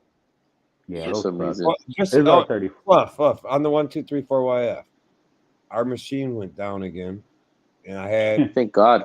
Somebody from Robinair actually out there, and they told me the machine has like an invisible 2-pound charge in it at all times that it doesn't show you. And he told me what I heard. Basically, what he told me is what it says. Oh shit! What he told me is what the machine says it evacuated. Don't ever believe that number. Yeah. So what I've heard also. Somebody is why the fuck's it telling me a number? Not accurate. I'm not supposed to believe it. It's like, hey, don't believe. Well, that's all the time, though. Don't believe what you see out of your windshield when you're Dude, driving. It's like, fuck you. Even on the Basically, 134, machine is great, but it's a piece of shit in the same hand. even on the 134 machines, you could put a pound in and pull 7/10 out. He told me the same thing. If it's a Robinair, he told me the same thing. Don't pay attention when it says it took out. I don't know about y'all who. So then, Robinairs, what the hell are we supposed to do then? Stainless steel ball that we put on the back is our weight. I'm like, balances the machine. I'm like, why you tell me this is a great machine, but yet on the other side, it's a piece of shit. It's inaccurate on what it takes out. Well, as long as it puts the right in, that's all I care about. I will That's say, what he told me. So it puts the right in. Even do that. Tell you what it took out. We're running a set of fucking gauges and some cans of Freon. I would kill to have an AC machine right now. I might. Not the R1234. Let's talk a little bit. We're on 134, but I would kill the 134. Yes, that one's a great machine. The 1234 YF. We just got gauges. I would rather. I'd rather stub my toe. This guy I can refill a YF system with manual gauges faster. That he's thinking about getting rid of. I would believe that. Fluff. Yeah, and it's been used a handful of times. Email me back a price. Yeah, I'll get with him. I'll probably get with him on Monday and let me know next week because I'm gonna keep it a stab with you. I'm gonna go to a brewery tomorrow and get all fucked up all weekend. But whatever. Hey, there you go. It's been one of those weeks. Yeah. Oh, dude, tell me about it. I mean, every week. Well, he's independent, so they got a little bit more. For me, it's every day. I went from. I'm saying it's one of those weeks where you go to the bar and get drunk, and I'm like, well, doing our own thing, and then like questioning my life every week. But whatever. Yeah. Hey, they say the first couple years is the hardest. Couple. Like, man, we're 6 months in. We are. We opened in May. Yeah. Let me see. Thanks, bro. The 03 G35 speed sensor is located behind the diff, not the wheel itself. So, okay, yeah. 03 G35 HR. Get rid of it. That's above my pay grade. What, the HR motor? HR, it's gonna blow up. It's a DE motor that blows up. The I'm HR motors. Dude at a car meet, rev that shit till it's out of oil. I mean, come on. Oh yeah, the fact that they don't check for oil is different though. But there's a difference between the VQ35DE and the HR. So the HR is much more. I would have an HR over a DE, but whatever. I'll go to the customer's defense on this. The owners on those fucking VQs, they are a pain in the ass to check the oil, and they all sound. They are. And every 370 that passes my house, I get pissed off. That's the VHRs, the 370s or 350s. I'm a Toyota guy, whatever. Yeah. I only use used. So you only like the sound of the 2J. I was gonna boot his ass, roughly, but he never made another comment, so I left it alone. Dude, I've seen. Oh no, he's usually pretty good. Where I live, they have he doesn't say every Lexus. They're all 2J swab. 2J swabs.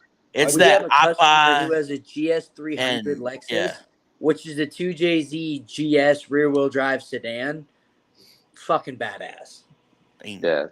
Like this dude just like, I want to boost and build my 2J and my GS. Swap the world. There for it.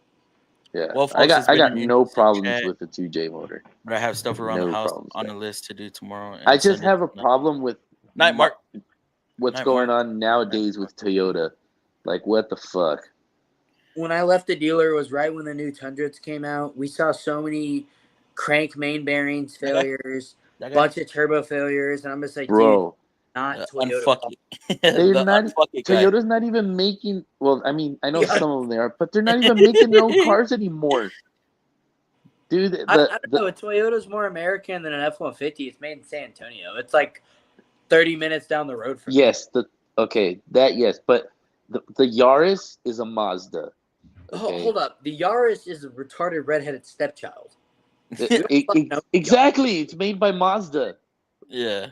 Well, not And no. then Talk to Well, a macro rep on Speed Rancher's channel what last night. year Macro rep Yaris because they 200. have different engines, and Yamaha and Toyota have been You working see together this? for years, Text along the with Toyota. newest, Yamaha, Mazda, Toyota, and now Toyota owns 20% of Subaru. So Oh all wow. of this stuff, well, all yeah, of that's these why they have manufacturers come the into play. GT80, the GT86, or I don't know what it's called, but it's pretty much a Subaru. That is true, yes. But Toyota Toyota owns owns 20% of 20% of Subaru. the entire Subaru company now. Hey, do y'all Yeah, think look, but this it's is not. But this it's is not my a Toyota. prediction.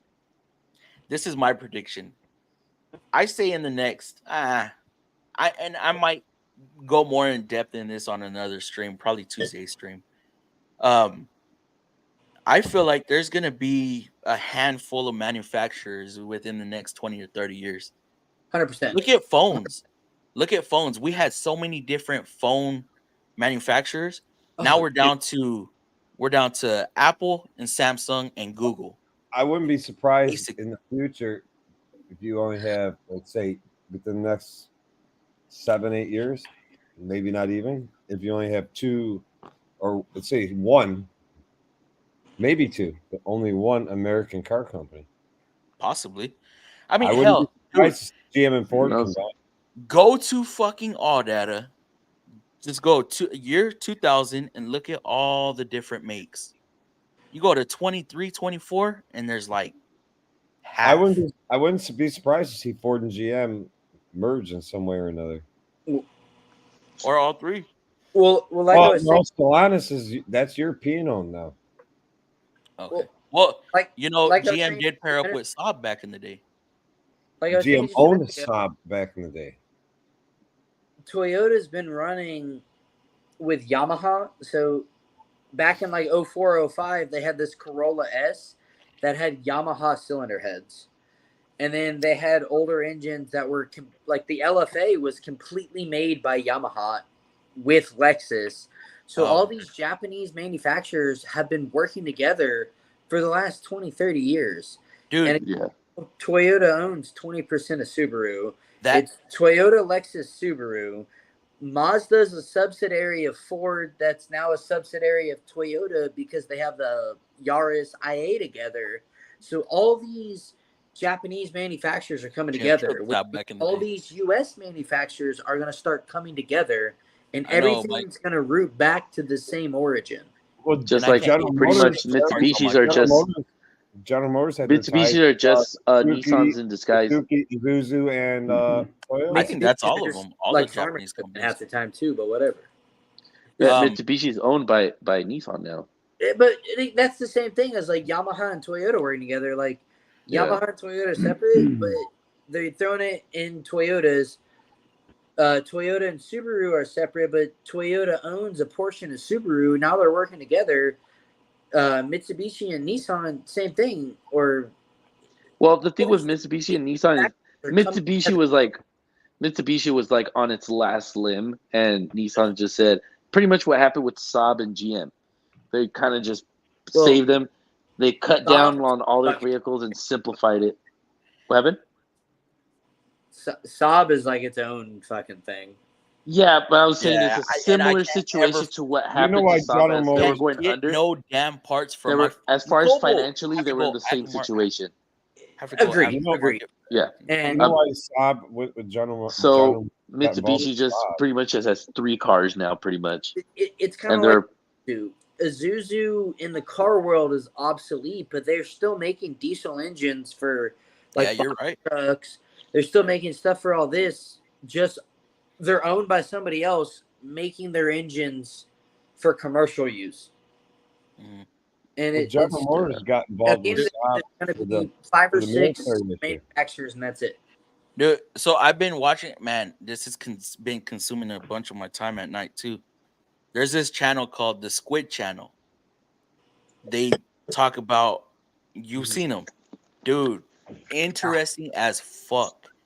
Big company, Squid Channel, and there's another one I don't remember the name, but this guy or guys, they sound the same, but they're like raw and uncut. Like the way they talk, they're cussing in their videos. It's cool. They keep it interesting, but all these different manufacturers that were coming up in the early days, they all worked with each other, worked for each other. Yep. And then they're like, oh, fuck you. I'm doing my own thing. It's crazy. Yeah. Ford, Cadillac used to be Ford, and yeah. You know who's a good channel, man? Is Banks. The guy that does everything with the Duramaxes. He just supercharged. They just supercharged a 6.6 Duramax. So if you watch Banks and like Gail Banks, man, he goes back. I watched a video the other day off his channel. Talks about he has 6 decades of experience turbocharging, Damn. supercharging, all that stuff, and Mhm. like he's just really a big hot rod forced induction guy. Yep. And he's just like, this intake is shit because of this bend over here. We don't have that. And like, if you really sit down and watch his videos, you see like he knows his power to weight. He knows his unmetered air versus his metered air. He knows how much air he needs to make a difference on his forced induction. Like, the dude's a wizard in his fucking craft. I was told that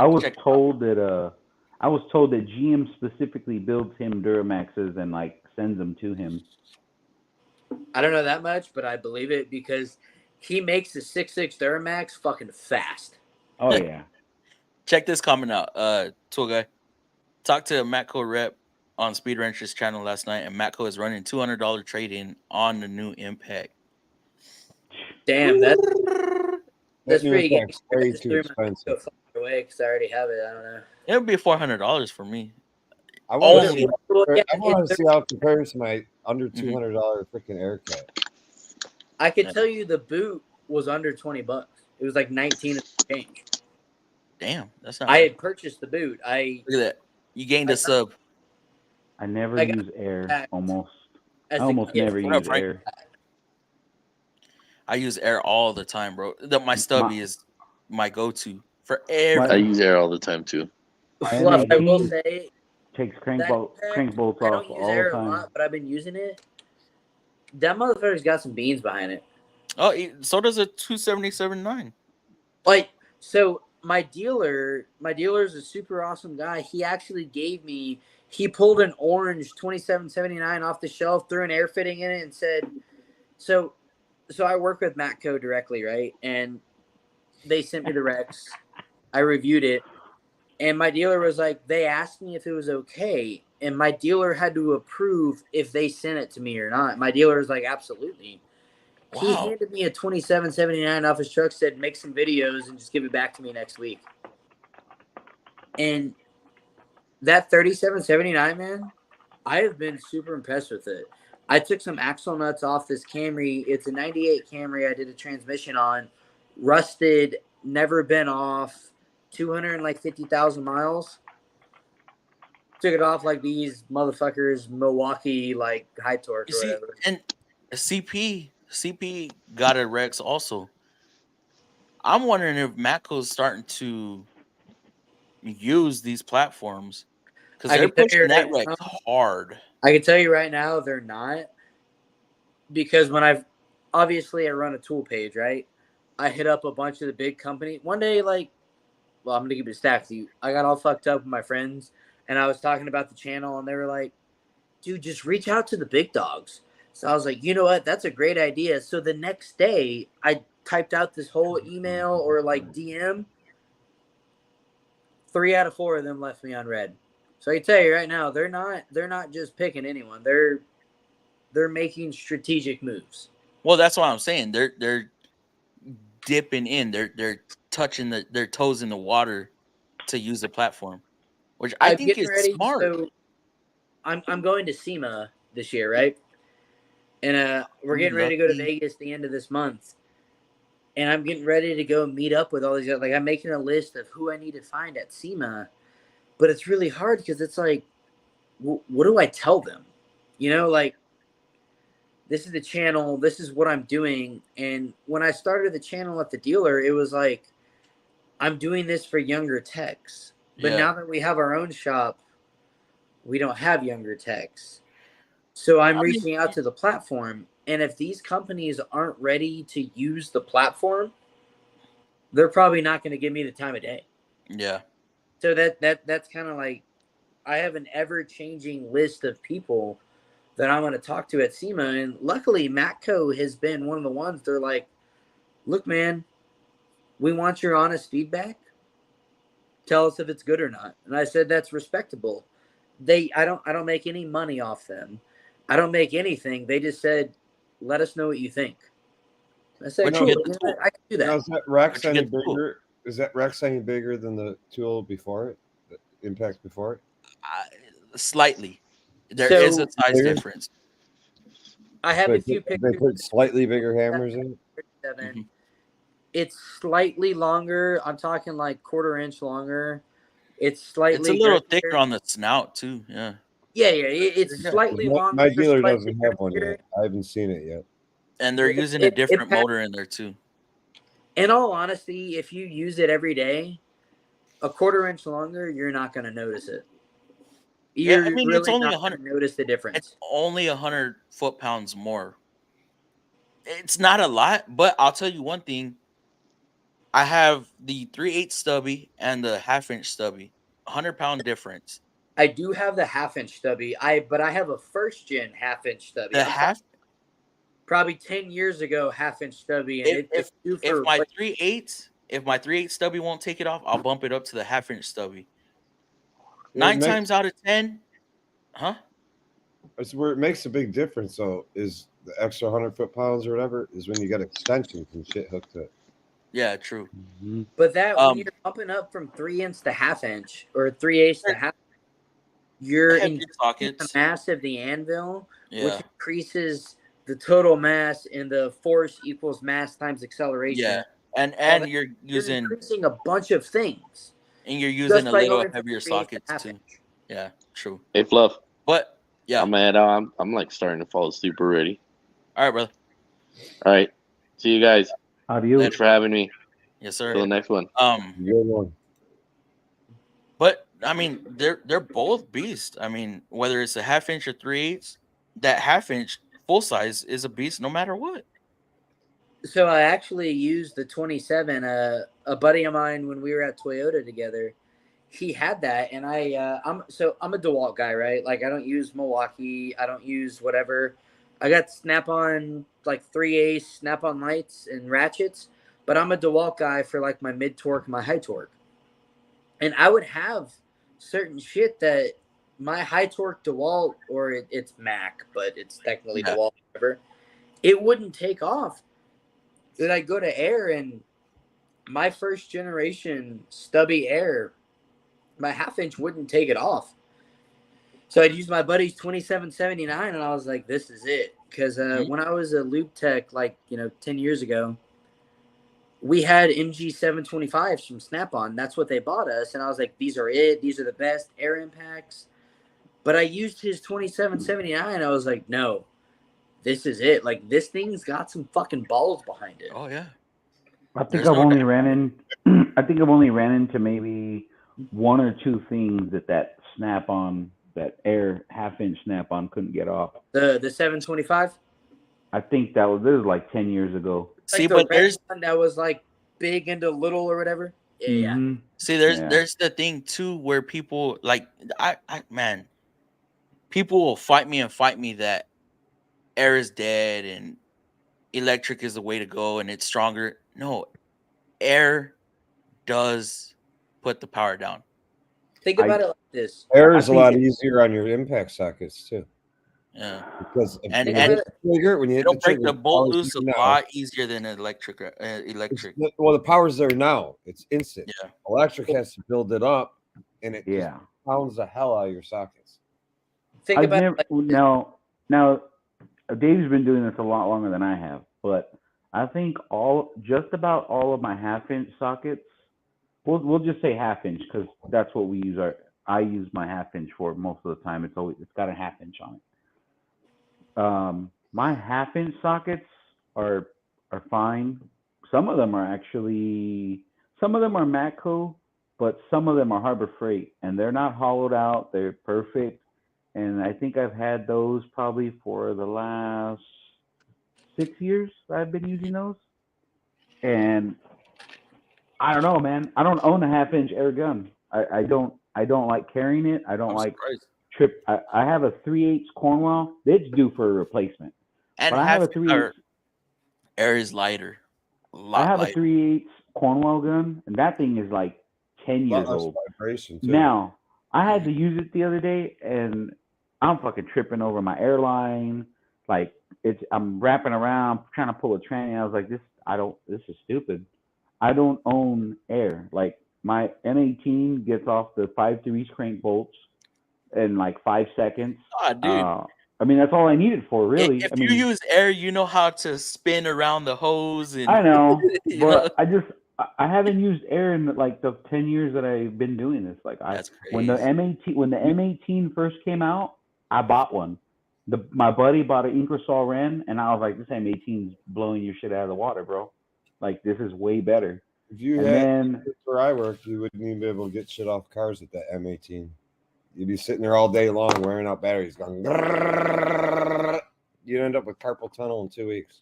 yeah, that's what I'm saying. Like, and I never had that problem. Like my M18 is the. Yeah, but you don't live in a rusty area. Oh yeah, in rusty area, yeah. Oh, of course. But that's what I'm saying. Like, I think it all depends on where you're at, what you work on. But I won't own. Like, I will probably never in my life buy a 1/2 inch air gun. I don't need it. Well, so I do agree on the fact that like it depends on your area, but at the same time, like obviously electric tools are leaps and bounds ahead of where they were 10 years ago when I started. Oh yeah. But at the end of the day, my DeWalt mid torque, I don't care if you're a Milwaukee guy, DeWalt, Rigid, Snap on, I don't give a fuck who you are. Torque Test channel is the channel to go if you really want to know about your numbers. I just saw that. Yeah. But I bought my DeWalt mid torque because I have a mid torque that you slap a 6 amp-hour battery on and it throws 800 foot-pounds down. Dude, the new, what is it, the 891 or 892? You want to see it put in, yeah. You want to see it put in work? Go to Easy Tech Joe's channel. But at the same time, I work on Toyota Lexus all day. So if I need something more than that 800 foot-pounds that thing puts down with a 6 amp-hour, it's either rusty, we're in a world of shit, or something's going wrong, right? At the end of the day, if you got something that's not coming off, I may have an 800 foot-pound mid-torque with a badass battery, but that tool has a current draw. Every time you have something with a current draw, it just draws current, and that battery will discharge. Whereas an airline, as long as I have shop air hooked up, whatever foot-pounds that thing produces, it's going to throw those foot-pounds until shop air is non-existent. Yep. And here's the thing, when you're talking about current draw, the more you're on that trigger, there's heat. What's going to happen? The more resistance you have, the more current draw you have, because you have to overcome that resistance. Yep. And now your battery is going to shit up. Oh, you might have 2 bars, but your impact's not working. Well, that's the problem with the electric tools. They don't get you with the tool; they get you with the battery. Which don't get me wrong. I can buy they air have power enough batteries and $200 to overcome that. Yeah, I can buy, as long as I got air, I don't have to replace my tool for 10 years. See, I have the Matco Infinium 1/2 inch, that latest one, 1,600 foot-pounds. And I have the Milwaukee. But I'm gonna get back to you, Fluff, on the Infinium. I might agree with you on it. It's something I have, and I'm gonna take a piss. I'll tell you about it. Okay. And then I have the Milwaukee M18 high output. I never pull them out. If I do, it's for fun. I'm always going to the air. But let me knock out these few comments, and then we'll go backstage. How did the dealership do your hours? I just started at a shop. Just wondering. Flat rate, all flat rate. I have a small 2-car I load up with me from my box, but I do want that Harbor Freight 5-drawer. Get the Harbor Freight 5-drawer. It is a good box, and that's coming from Matco King. Nah, yeah, go ahead with that, Matt. The U.S. General. Flat rate for the hours of the job right now, counting how long it takes you to do it. So they told me 40 an hour sounds good. Oh, that sounds good. 40 an hour, that sounds real good. I have one snap on the pocket screwdriver they give you. I have that. If it doesn't say snap on it, don't touch it. That's not true, Dave. That I even have the green. I'm joking. I got Mac I know. and everything. I even have the green one and the orange one, but the black Matco. And then I reply to that. I have 2 green from Snap on Mac and various other ones. I broke them trying to hit the magnet end with oh, what the hell? No, you can't. Those are for small things. Hands on mechanical, what's going on? My dude, my independent shop gets a lot of cars from dealerships, your specialist shop, but we do everything. I love the variety. Hats off to you, bro. Have a great weekend, everyone. Thank you, Peter. Thank you for coming by. Jay-Z swapped the world. Text tool guy. The world or what? Yeah. Tool guy, can I go? Can I work at your shop? Looks nice. Yeah, your shop is clean as hell. Let me make some money first, maybe. GM killed Saab back in the day, and I wish they didn't because I have a hard time. I need a fucking transmission case, and that's not gonna happen. Anyways, GM was Saab only for aircraft engines. When that went south, they dumped Saab. Yeah. All right, guys, that'll be end of the stream. Guys, if y'all want to stick around after the outro, we'll talk backstage. But as far as we are concerned with the live stream, that's it. We're done. We made it to the end. So, chat, y'all have a good night. Hopefully, y'all have a good weekend.